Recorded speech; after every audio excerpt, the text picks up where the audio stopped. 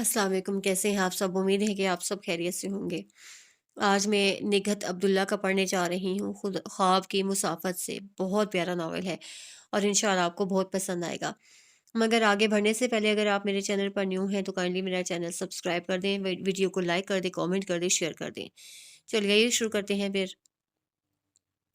वो बहुत शौक से अनिला को मेहंदी के थाल में मोमबत्तियां सजाते हुए देख रही थी कि उकब से शोभी उसकी चोटी खींच कर बोला, ए तुम्हें मामू जान बुला रहे हैं।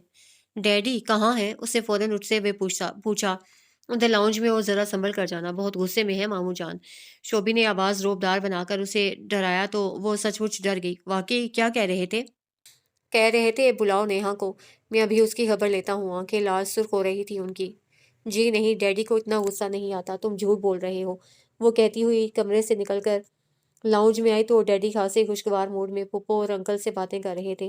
और वो जो शोभी के झुठलाने के बावजूद अंदर ही अंदर खाइफ थी, मुतमईन होकर बोली, जी डैडी आपने बुलाया है? हाँ, आओ यहाँ मेरे पास बैठो और बताओ कि तुम्हारा क्या प्रोग्राम है। डैडी ने कहा तो वो कुछ ना समझते हुए उनके पास बैठकर पूछने लगी, कैसा प्रोग्राम? वो शोभी कह रहा था कि तुम अभी यहीं रहना चाहती हो।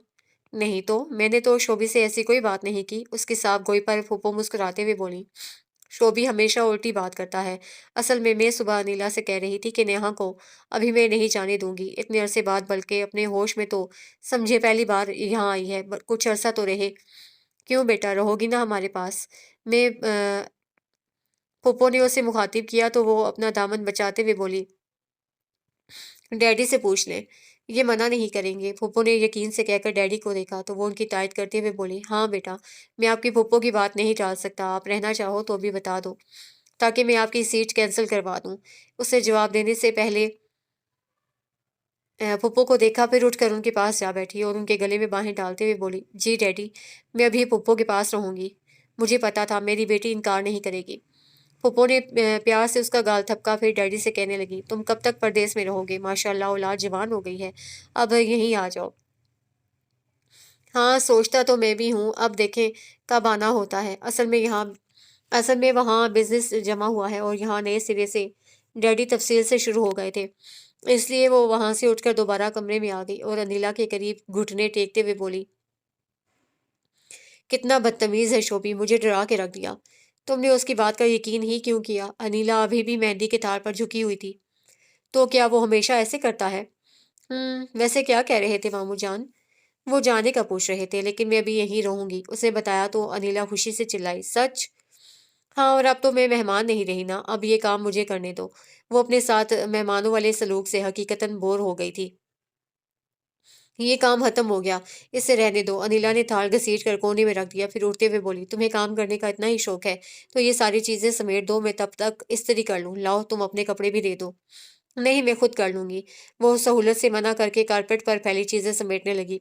इस काम से फारिग होकर अपने कपड़े निकाले और इस्त्री करने के लिए सजीला के कमरे का रुख किया। सजीला को कोई खातून उपटन लगाने के साथ सरगोशियों में उसे जाने क्या बातें कर रही थी, उसे सुनने की कोशिश नहीं की। अलबत्ता उपटन लगते हुए शौक से देखने लगी थी कि अनीला ने उसका हाथ पकड़कर अपनी तरफ खींच लिया और उसके दूसरे बाजू में दबे कपड़ों को देख कर पूछने लगी, तुम ये पहनोगी?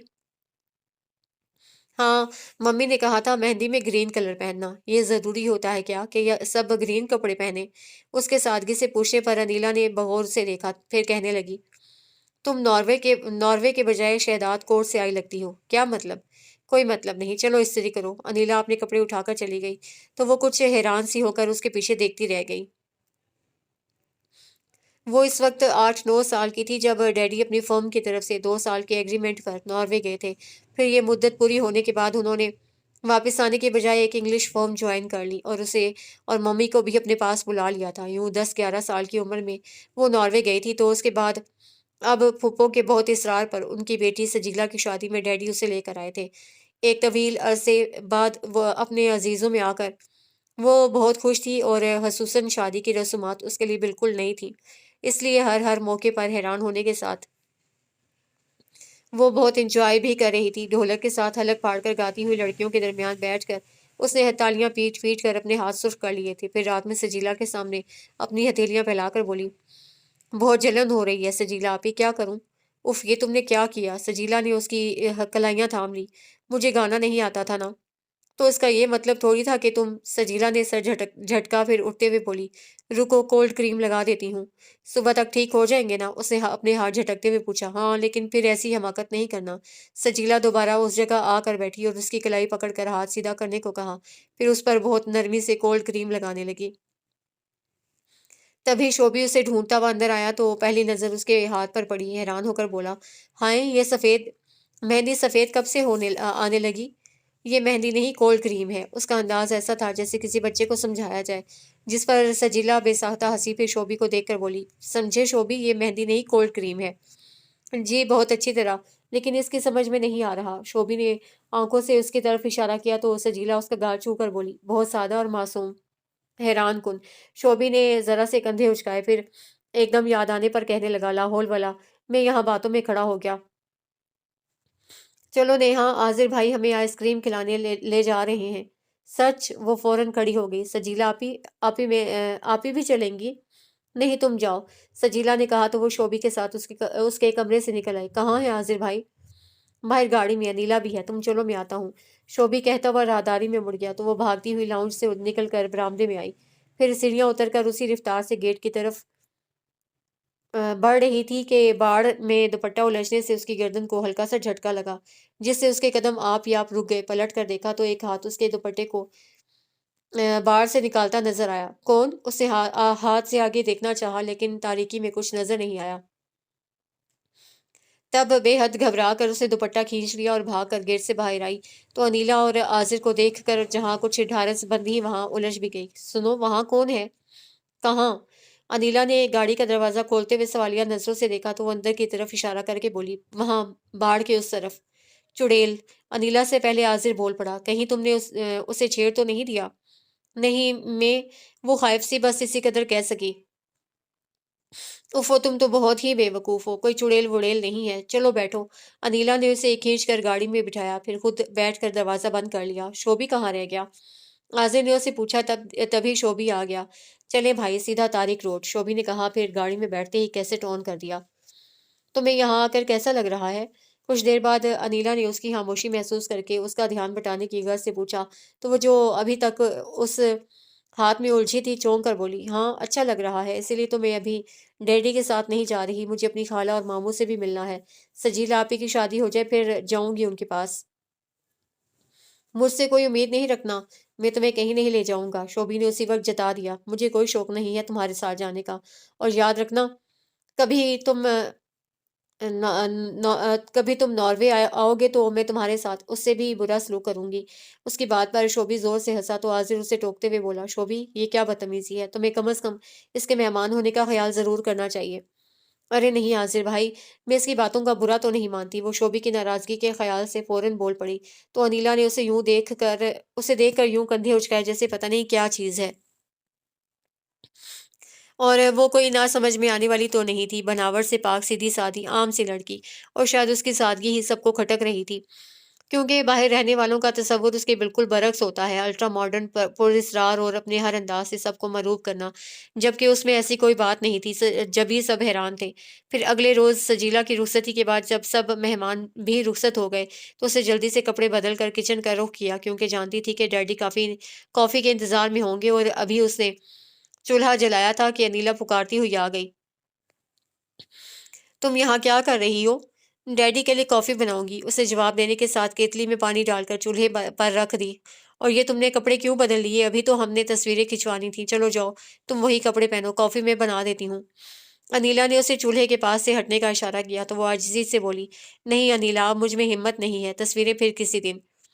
फिर आजिर भाई का मूड बदल जाएगा तो वो कैमरा भी नहीं देंगे। अनीला ने उसे धकेल कर किचन से बाहर निकाला तो वो कमरे में जाने के बजाय चुपके से बरामदे में निकल आई, जहाँ आज़िर कैमरा लिए खड़ा था। आज़िर भाई, मैं ऐसे ही ठीक हूँ, मेरा मतलब है, इस हुलिये में बुरी तो नहीं लग रही ना? आज़िर ने सर तपाव से देखा, फिर मुस्कुरा कर बोला, तुम बुरी लग ही नहीं सकती, आओ यहाँ बैठो, नीला के आने से पहले मैं तुम्हारी एक तस्वीर बना लूँ। वो बहुत लापरवाही से बरामदे की सीढ़ियों पर बैठ गई तो आज़िर ने कैमरे की आंख से उसे देखा। उसके सादा चेहरे पर बड़ी दिलकशी थी। उसने फौरन बटन दबाकर उसका ये रूप अपने कैमरे में महफूज किया। फिर उसके करीब आकर पूछने लगा, तुम्हें यहाँ आए कितने दिन हो गए हैं? एक हफ्ता। क्यों? وہ جواب کے ساتھ سوالیہ نظروں سے دیکھنے لگی۔ 1 ہفتہ یعنی 7 دن۔ آزر نے حیرت کا اظہار کیا، پھر اچانک اس کی آنکھوں میں جھانک کر دھیرے سے بولا، اور میں تمہیں آج دیکھ رہا ہوں۔ کچھ کہنے کی کوشش میں اس کے ہونٹ نیم واہ ہو کر رہ گئے، کیونکہ آزر کی آنکھوں سے چھلکتے جذبوں نے اس کی قوت گویائی چھین لی تھی۔ مزید اس کے ہاتھ پر اپنا ہاتھ رکھ کر وہ اس کے اندر ہلچل مچاتا ہوا جانے کس سمت نکل گیا تھا۔ میرے خدا! وہ اپنی دھڑکنوں پر قابو پانے کی کوشش کرنے لگی اور ابھی کامیاب نہیں ہوئی تھی کہ انیلا آ گئی۔ ہائے، تم یہاں بیٹھی ہو اور وہ آزر بھائی کہاں ہیں؟ پتہ نہیں۔ اسے نظریں چرا کر لالمی کا اظہار کیا تو انیلا ناراضگی سے کہنے لگی، عجیب ہے، آزر بھائی بھی ذرا سی دیر میں موڈ بدل جاتا ہے ان کا، حالانکہ خود کہا تھا انہوں نے کہ چند تصویریں بچی ہیں، تم لوگ آ جاؤ، اور دیکھو خود ہی غائب بھی ہو گئے۔ وہ کیا کہتی خاموشی سے دیکھتی رہی تو انیلا جانے کیا سمجھی فوراً معذرت کرتے ہوئے بولی، سوری، میں تم پر ناراض نہیں ہو رہی، چلو اٹھو سوتے ہیں۔ وہ اسی خاموشی سے اٹھ کر اس کے ساتھ چل پڑی۔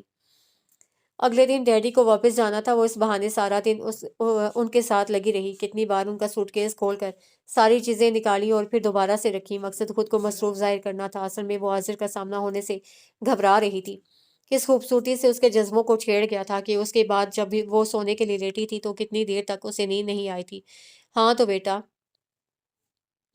پھر آپ کا کب تک یہاں رہنے کا پروگرام ہے؟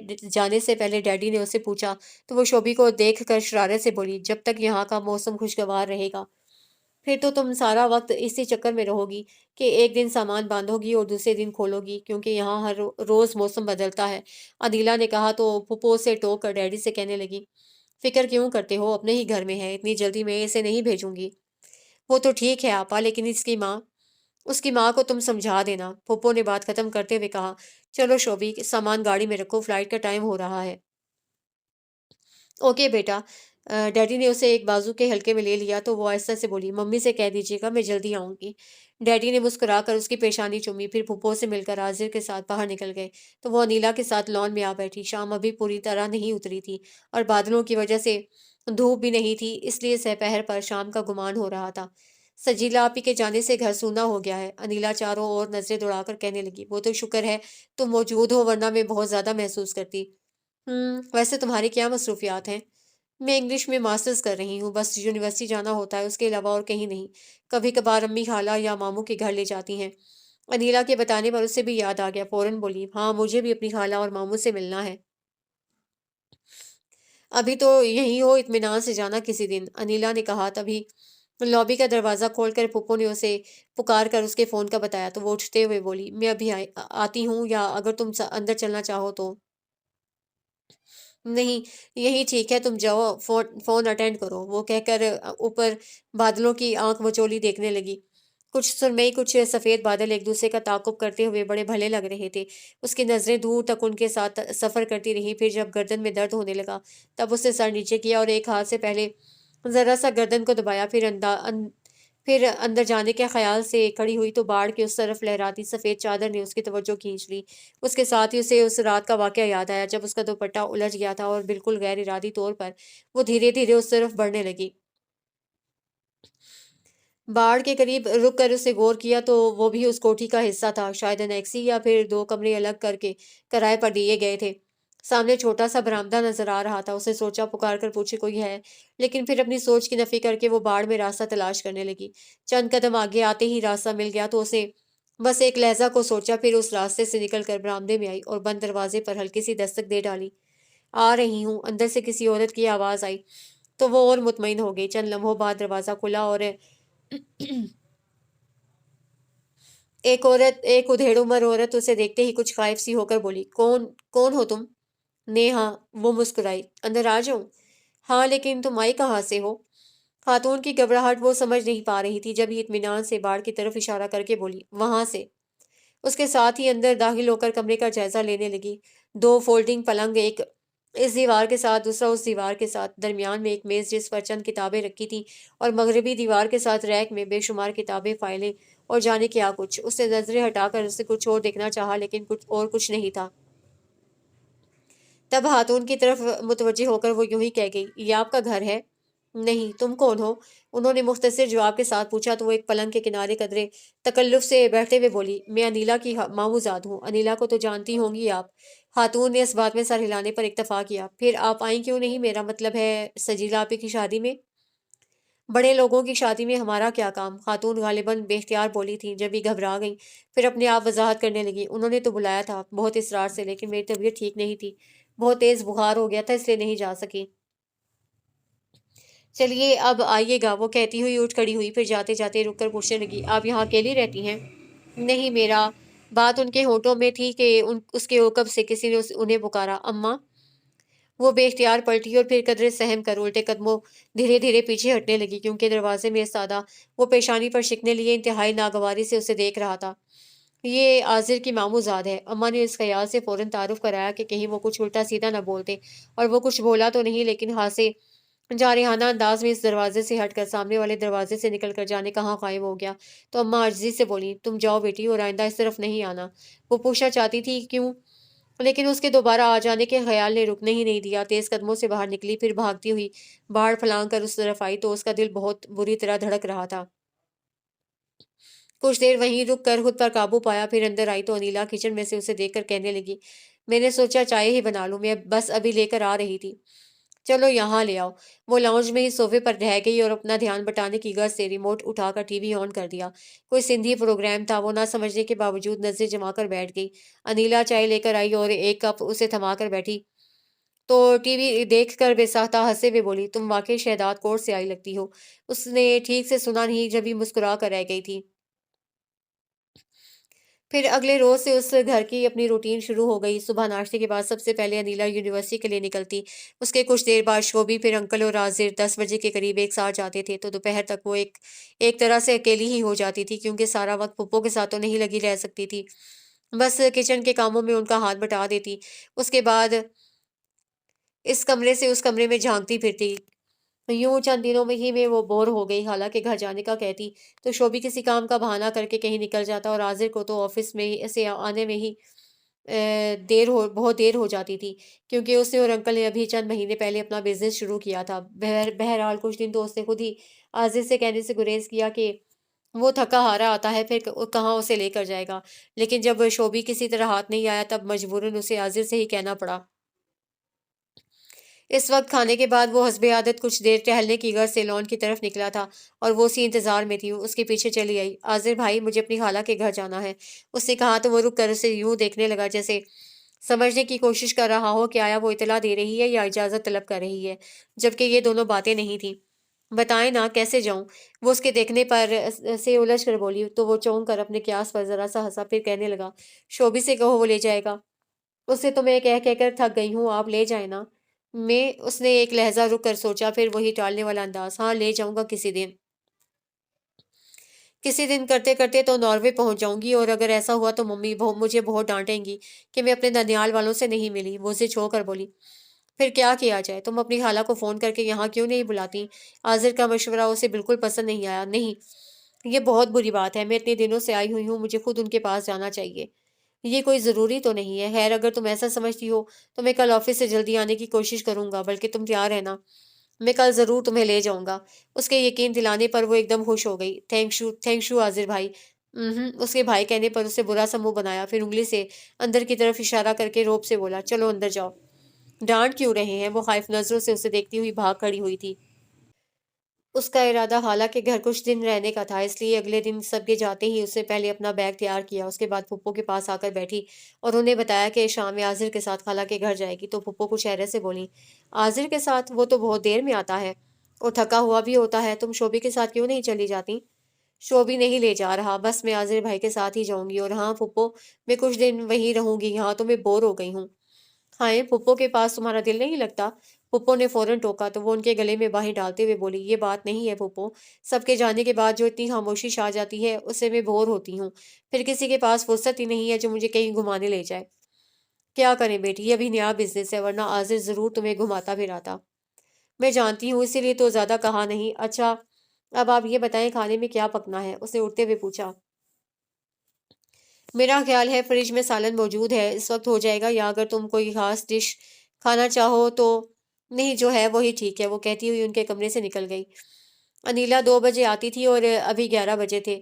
وقت گزاری کے لیے اس نے مڈ ویک میگزین اٹھا لیا اور اسے دیکھتی ہوئی برآمدے میں نکل آئی، لیکن آج دھوپ میں کچھ شدت تھی۔ جب ہی اسے وہاں بیٹھنے کا ارادہ ملتوی کر دیا اور واپس پلٹنے لگی تھی کہ اچانک اس کا دھیان انیکسی کی طرف چلا گیا، اور وہ خاتون جنہوں نے کہا تھا کہ آئندہ اس طرف نہیں آنا، اور ان کی بات یاد آنے کے باوجود وہ اس طرف چل پڑی۔ کون؟ اس کی دستک کے جواب میں اندر سے انہی کی آواز آئی تھی، میں ہوں آنٹی نیہا۔ اسے کچھ ڈرتے ڈرتے کہا تو چند لمحوں بعد دروازہ کھل گیا۔ سوری، آپ نے منع کیا تھا لیکن میں آ گئی، اس نے چھوٹتے ہی معذرت کے ساتھ کہا۔ اندر آ جاؤ۔ خاتون نے ایک طرف ہٹ کر اسے راستہ دیا، پھر اس کے ساتھ ایک پلنگ پر آ بیٹھی تو کہنے لگی، میں نے اس لیے منع کیا تھا کہ تمہاری پھپھو کو برا لگے گا، انہیں بتا کر آئی ہو؟ نہیں، اور انہیں برا کیوں لگے گا؟ اس نے سادگی سے پوچھا، لیکن وہ انسنی کر کے بات بدل گئی۔ تم لوگ شاید کہیں باہر رہتے تھے، اب یہیں آ گئے ہو؟ نہیں، سجیلا آپی کی شادی میں بس میں ڈیڈی کے ساتھ آئی، اور ڈیڈی تو واپس بھی چلے گئے۔ آپ جانتی ہیں میرے ممی ڈیڈی کو؟ اس نے اشتیاق سے پوچھا۔ ہاں، جب یہاں تھے تو کبھی ملاقات ہو جاتی تھی، اس وقت تم بہت چھوٹی سی تھی اور پتہ نہیں تم تھی یا تمہاری بہن۔ انہوں نے یاد کرتے ہوئے کہا تو وہ بے ساختہ مسکرائی۔ میری کوئی بہن نہیں ہے۔ اچھا، پھر تم ہی ہوگی، تمہاری امی نہیں آئی؟ نہیں، انہیں آنا تھا لیکن چھوٹے بھائی کے امتحان شروع ہو گئے، اس کی وجہ سے وہ بھی رک گئیں۔ اب میں جاؤں گی تو شاید وہ آنے کا پروگرام بنائیں۔ آپ کیا شروع سے یہیں رہتی ہیں؟ دونوں طرف سے جواب کے ساتھ سوال بھی ہو رہے تھے۔ نہیں، چوتھا سال ہے۔ شوہر کے انتقال کے بعد کوئی ٹھکانہ نہیں تھا۔ مہربانی ہے سلیمان بھائی کی، جو سر چھپانے کو جگہ دے دی، انہوں نے آہ بھر کر کہا۔ تو اس نے کچھ دیر رک کر پوچھا، آپ رشتے دار ہیں انکل کی؟ میرے جیٹھ ہیں یہ۔ جیٹھ؟ سمجھتی ہو میرے شوہر کے بڑے بھائی، تمہاری پھوپھو میری جیٹھانی ہیں۔ انہوں نے پورا رشتہ سمجھایا تو وہ حیران ہو کر بولی، یعنی آپ انیلا کی چچی ہیں؟ ہاں، چچی چچی ہوں۔ وہ جیسے اس کے سمجھ جانے پر خوش ہوئی، لیکن اس کی حیرت ہنوز تھی۔ پھر آپ یہاں کیوں رہتی ہیں؟ میرا مطلب ہے ان کے ساتھ کیوں نہیں؟ یہ ساتھ ہی تو ہے، ایک ہی گھر ہے نا۔ وہ جانے کیوں بوکھلا گئی تھی۔ تم یہ بات ادھر نہیں کہنا، بس سمجھو ہم ساتھ رہتے ہیں۔ آپ کی باتیں میری سمجھ میں نہیں آ رہی۔ اس نے الجھ کر نفی میں سر ہلایا، پھر اپنے آپ کہنے لگی، یہ ساتھ تو نہیں ہے، نہ ادھر سے کوئی یہاں آتا ہے نہ آپ ادھر جاتی ہیں۔ سجیلا آپی کی شادی میں بھی نہیں گئی؟ اچھا، آپ سمجھی، پھپھو کے ساتھ آپ کی لڑائی ہوگی؟ نہیں بیٹی، میری کسی کے ساتھ لڑائی نہیں ہے، میں قسمت کی ماری کہاں کسی سے لڑ سکتی ہوں۔ اچھا تم بیٹھو، میں تمہارے لیے شربت بنا لاتی ہوں۔ وہ اس موضوع سے ہٹنے کی خاطر اٹھنے لگی تھی کہ اس نے روک دیا۔ نہیں پلیز، آپ کوئی تکلف نہیں کریں، میں بس جا رہی ہوں، پھر آؤں گی۔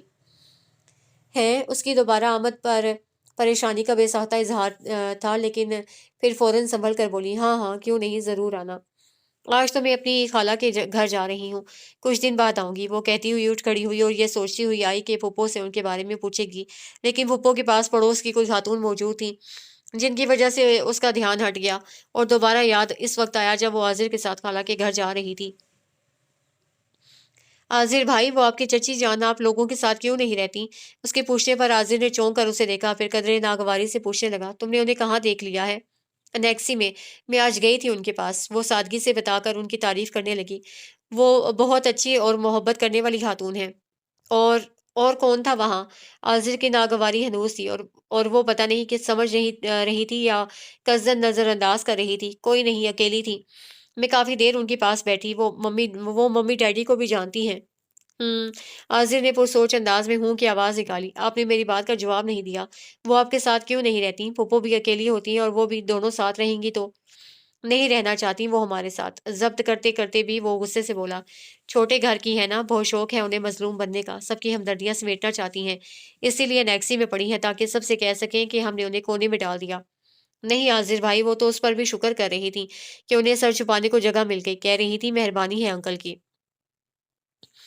وہ اس کے غصے سے خائف ہو کر بولی تو اسے نخوت سے سر جھٹکا۔ پہلے پہل ایسی ہی باتیں کرتی ہیں، پھر اپنی قسمت کا رونا روتی ہیں، بہت چالاک عورت ہے۔ اور ان کا انتہائی بدتمیز اور بد مزاج بیٹا غائر احمد، وہ تو اس چکر میں ہے کہ ہم سب کو نکال کر سارے گھر پر قبضہ کر لے۔ وہ ونڈ اسکرین پر نظریں جمائے زہر خوند سے بول رہا تھا۔ ان کا بیٹا؟ اس کی نظروں میں وہ دراز قامت آن سمایا جو اسے دیکھتے ہی خاصے جارحانہ انداز میں دوسرے دروازے سے نکل گیا تھا۔ ہاں، آوارہ بدماش، پتہ نہیں کیا سمجھتا ہے اپنے آپ کو۔ تم ذرا ہوشیار رہنا، اور تمہیں ضرورت کیا تھی اس طرف جانے کی؟ میں تو بس، اس کی سمجھ میں نہیں آیا کیا کہے۔ دوبارہ نہیں جانا، سمجھی؟ اس سے پہلے وہ تنبہ کیا، پھر ایک دم نرم پڑ کر کہنے لگا، میں نہیں چاہتا کہ وہ جٹ تمہارے ساتھ کوئی بدتمیزی کرے، اگر ایسا ہوا تو میں اسے شوٹ کر دوں گا۔ اف، وہ بری طرح سہم گئی۔ میں اب ادھر نہیں جاؤں گی۔ خیر اتنا ڈرنے کی ضرورت نہیں ہے، عاضر کا مقصد پورا ہو چکا تھا جب یہ اس کی طرف دیکھ کر مسکرایا۔ تم میری کزن ہو یا اس سے زیادہ کچھ اور کہوں؟ کیا اور کیا، اس نے بے خیالی میں پوچھا، لیکن جب اس کے ہونٹوں میں دبی معنی خیز مسکراہٹ دیکھی تو اسے پٹا گئی اور فوراً اپنا چہرہ دوسری سمت موڑ لیا۔ اچھا سنو، خالہ کے گھر کتنے دن رہو گی؟ قدرے توقف سے عاضر نے اسے متوجہ کر کے پوچھا۔ پتہ نہیں، میرا مطلب ہے اگر دل لگ گیا تو زیادہ دن، ورنہ… کیا لگ گیا؟ عاضر نے موڑ کاٹنے کے بعد اسے گھورا تو وہ ہنسی دبا کر بولی، دل؟ خبردار جو کہیں اور دل لگایا تو میں بس کل شام میں ہی تمہیں لینے پہنچ جاؤں گا۔ نہیں پلیز، اتنی جلدی نہیں، خالہ بھی مائنڈ کریں گی، مجھے جس روز آنا ہوگا آپ کو فون کر دوں گی۔ اس نے عاجزی سے کہا تو وہ نیم پلیٹ دیکھتے ہوئے بولا، جس روز نہیں، زیادہ سے زیادہ 2 دن۔ پھر ایک گیٹ کے سامنے گاڑی روک کر کہنے لگا، تم فون نہیں کرو گی تب بھی میں آ جاؤں گا، اب اترو، آ گیا تمہاری خالہ کا گھر۔ آپ اندر نہیں چلیں گے؟ اس نے پچھلی نشست سے اپنا بیگ اٹھاتے ہوئے پوچھا تو جواب دینے کے بجائے وہ اس سے پہلے ہی اتر گیا اور جب تک وہ قریب آتی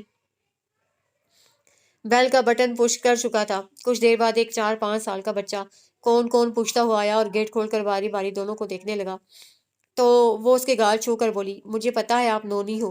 پھر اسے گود میں اٹھا کر عاضر کو اندر چلنے کا اشارہ کرتے ہوئے بولی، یہ احمد بھائی کا بیٹا ہے، ابھی پچھلے مہینے اس کی برتھ ڈے کی تصویریں ہمارے پاس آئی تھی۔ کون ہے نونی؟ خالہ پوچھتی ہوئی دروازے سے نکلی تھی۔ میں ہوں خالہ، نیہا۔ وہ ٹونی کو وہ نونی کو نیچے اتار کر بھاگ کر خالہ سے لپٹ گئی۔ آگے تمہیں خالہ کی یاد اتنے دنوں سے آئی ہوئی ہو؟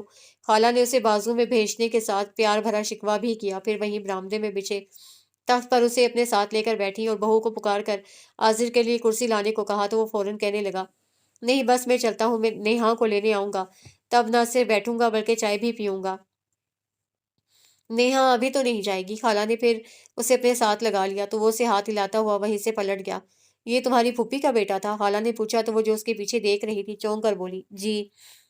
پھر اٹھ کر بھابھی سے گلے ملی اور ان کی گود سے ننھی ہما کو لے کر دوبارہ بیٹھتے ہوئے کہنے لگی، میں بہت دنوں سے آنا چاہ رہی تھی خالہ، لیکن کوئی فارغ ہی نہیں تھا جو مجھے لے کر آتا، ابھی بھی عاضر بھائی آفس چھوڑ کر آئے ہیں۔ لو، تو تم فون کر دیتی، احمد جا کر تمہیں لے آتا۔ میں نے سوچا تھا، لیکن خیر چھوڑے، آ تو گئی ہوں اور مجھے یقین ہے یہاں میں بور نہیں ہوں گی۔ وہ ہما کو گدگدانے لگی اور اس کے ساتھ خود بھی ہنستی چلی گئی۔ خالہ کے گھر واقعی اس کا دل لگ گیا تھا، سارا وقت ہما اور نونی کے ساتھ لگی رہتی، نونی کی باتیں اسے بہت اچھی لگتی تھی، بھابھی بھی اچھے مزاج کی تھی، ہنسمکھ اور ملنسار۔ پھر احمد بھائی روزانہ کہیں نہ کہیں لے جا رہے تھے، حالانکہ وہ بھی آفس سے تھکے ہوئے آتے تھے، بس کچھ دیر آرام کرتے پھر تیار ہو جاتے۔ کلفٹن، ہاکس بے، الادین پارک، ایک ہفتے میں انہوں نے اسے پورا کراچی گھما ڈالا۔ بچوں کے ساتھ تفریح میں اسے بہت مزہ آیا، جب یہ عاضر کو آج ہر روز کل پر ٹالتی رہی۔ اس وقت وہ بھابھی کے کہنے پر کہیں جانے کے لیے تیار ہو رہی تھی کہ پھر عاضر کا فون آ گیا۔ سنو، آج میں کچھ نہیں سنوں گا، بس تم تیار رہو، میں آ رہا ہوں۔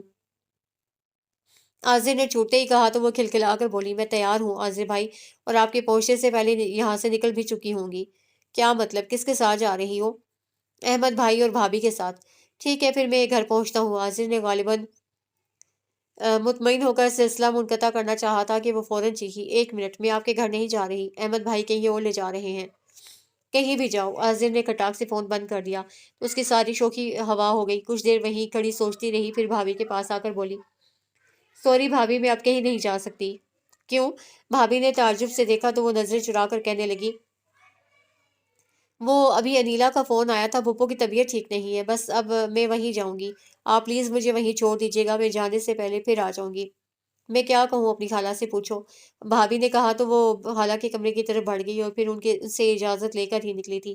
بھابھی اور بچے کیونکہ تیار تھے اس لیے احمد بھائی نے اپنا پروگرام وہی رہنے دیا، بس یہ تھا کہ پہلے اسے پھپھو کے گھر اتار دیا تو اسے سب کو سرسری انداز میں اندر چلنے کو کہا، زیادہ اصرار یوں نہیں کیا کہ پھپھو کی بیماری کا بہانہ کر چکی تھی، اس لیے جب احمد بھائی نے پھر کسی وقت آنے کو کہا تو وہ جلدی سے بولی، ٹھیک ہے پھر خالہ کو بھی لے کر آئیے گا۔ اچھی بات ہے، خدا حافظ۔ احمد بھائی گاڑی بڑھا لے گئے، وہ کچھ دیر رک کر ہاتھ ہلاتی رہی، پھر گیٹ سے اندر داخل ہونے لگی تھی کہ چوکیدار اپنی جگہ سے اٹھ کر بولا، صاحب لوگ نہیں ہیں؟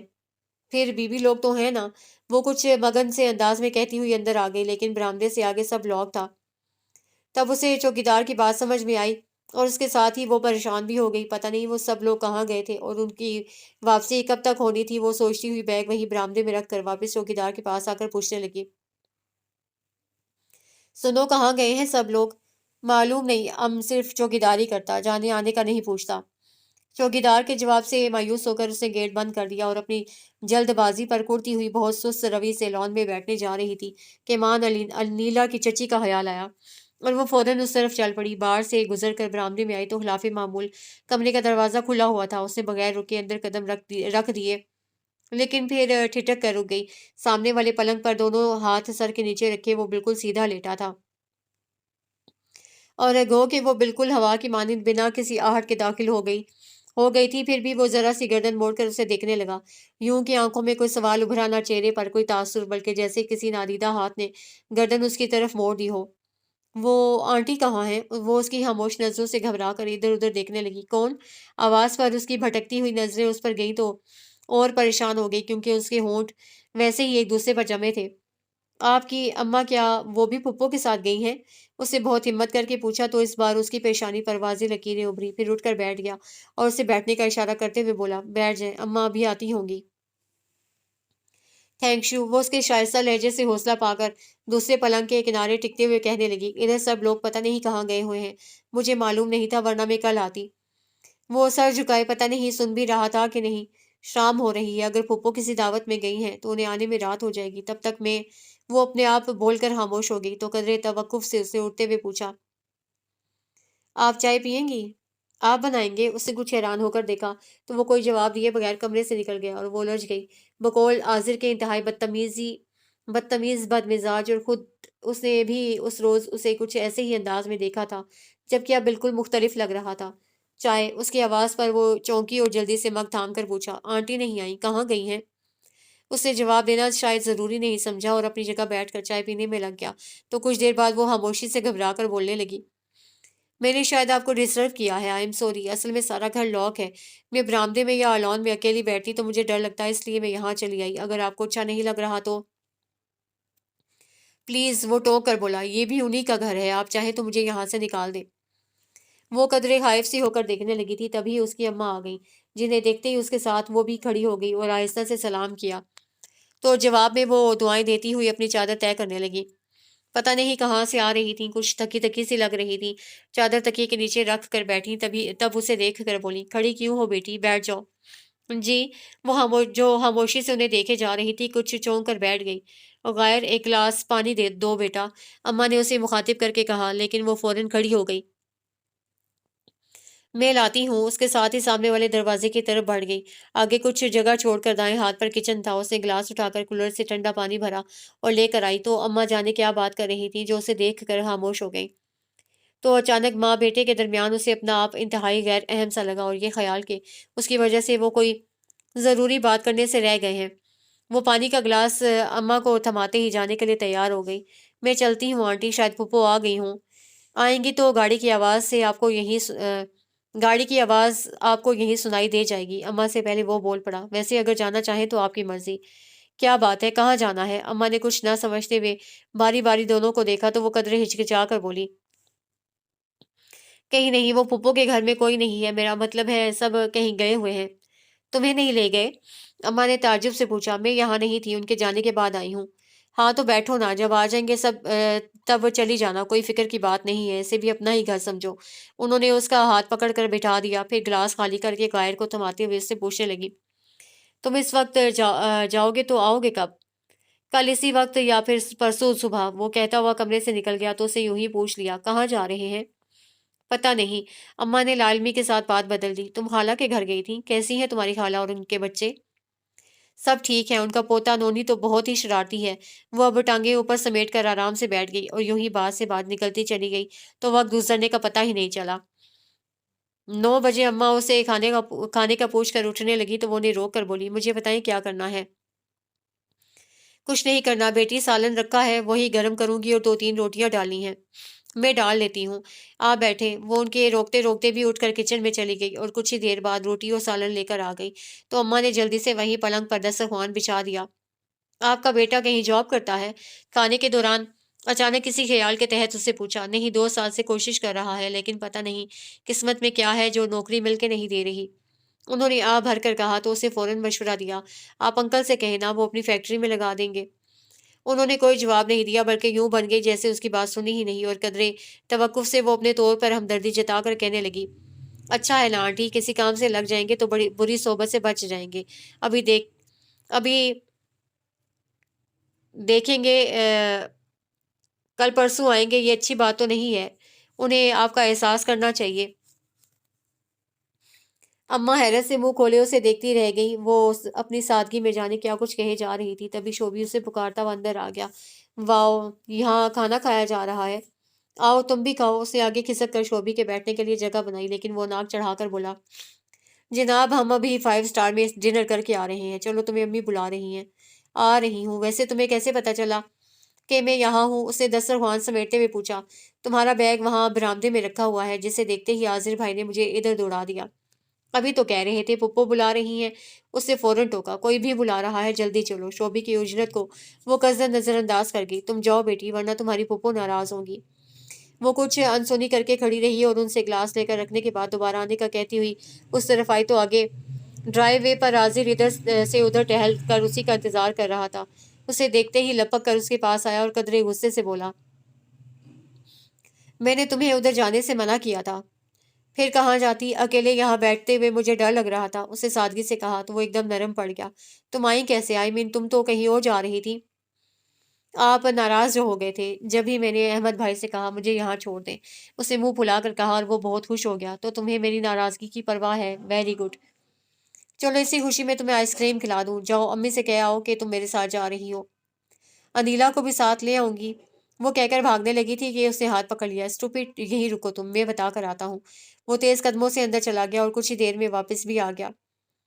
کھانا بھی تو نہیں کھایا ہوگا تم نے؟ گیٹ سے گاڑی نکالتے ہی حاضر کو اس کے کھانے کا خیال آیا۔ نہیں، آنٹی کے ساتھ کھا لیا ہے، بہت اچھا سالن بنایا تھا انہوں نے، اور پتہ ہے حاضر بھائی، مائی گاڈ، یہ تو مجھے بھائی کہنا کب چھوڑو گی؟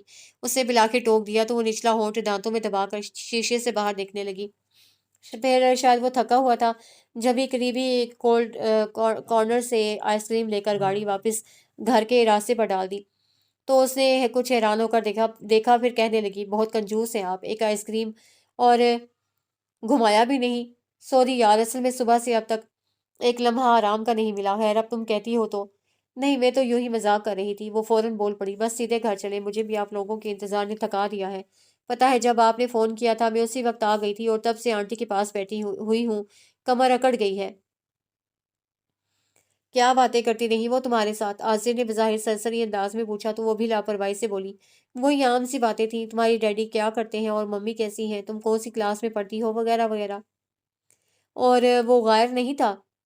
اس نے مرر میں ایک گہری نظر اس پر ڈال کر پوچھا۔ جب میں گئی اس وقت تھا، پھر کچھ دیر بعد ہی کہیں چلا گیا تھا۔ آنٹی بہت پریشان ہے اس کے لیے، اسے کہیں جاب نہیں مل رہی نا؟ آپ کیوں نہیں اسے کوئی جاب دلا دیتے؟ وہ اپنی فطری سادگی سے اسے دیکھنے لگی۔ وہ کرنا چاہے تب تو، میں کیا، ابو بھی کئی بار اسے کہہ چکے ہیں، لیکن وہ سنتا ہی نہیں۔ اصل میں اس کے دماغ میں آوارگی رچ گئی ہے، وہ کہاں کہیں پابند ہو کر کام کر سکتا ہے، اور ساری بات ہے احساس کی، اسے اپنی ماں کا بھی احساس نہیں ہے۔ آصر بہت تعصب سے بول رہا تھا، جیسے غیر کے معاملے میں وہ بے بس ہو، اور وہ چپ چاپ سنتی رہی۔ پھر گھر آنے پر وہ اسے دیکھ کر بولا، چلو تم زیادہ نہ سوچو، یہ تمہارا مسئلہ نہیں ہے۔ اوکے باس، وہ مسکراتی ہوئی اس سے پہلے اندر بھاگ گئی۔ پھر اگلے دن سے ہی آذر نے جلدی آنا شروع کر دیا اور بغیر آرام کیے اسے کہیں نہ کہیں گھمانے لے جاتا۔ پتہ نہیں اس کا کنجوس کہنا کھلا تھا یا کوئی اور بات، کچھ بھی تھا، بہرحال چند دنوں میں وہ اس پر یوں چھا گیا تھا کہ اس سے ہٹ کر وہ کچھ اور سوچ ہی نہیں پا رہی تھی، یہاں تک کہ واپسی کا خیال بھی اس کے ذہن سے محو ہو گیا تھا۔ اس وقت وہ دوپہر کی نیند لے کر اٹھی تو بس یہی خیال تھا کہ عاذر آنے والا ہوگا اور اس کے آنے سے پہلے اسے تیار رہنا چاہیے، ورنہ وہ ناراض ہوگا، اور اس کی ذرا سی ناراضگی سچ مچ اس کی جان بنا دیتی تھی۔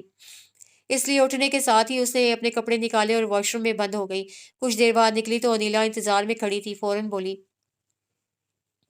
جلدی جاؤ تمہاری ممی کا فون ہے۔ وہ بھاگ کر لاؤنج میں آئی تو پھپھو بات کر رہی تھی، اسے دیکھا تو ریسیور اس کی طرف بڑھا دیا۔ ممی سے بات کرو۔ ہیلو ہیلو ممی، کیسی ہیں آپ اور ڈیڈی اور عمیر؟ وہ ایک ہی سانس میں سب کا پوچھ لینا چاہتی تھی۔ سب ٹھیک ہے بیٹا، تم اتنی گھبرائی ہوئی کیوں ہو؟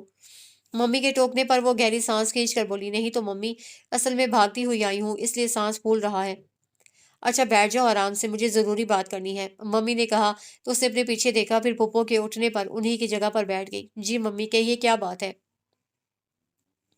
بیٹا وہ تمہاری پھپھو کا خط آیا ہے ہمارے پاس، انہوں نے تمہارے لیے عازر کا پروپوزل دیا ہے۔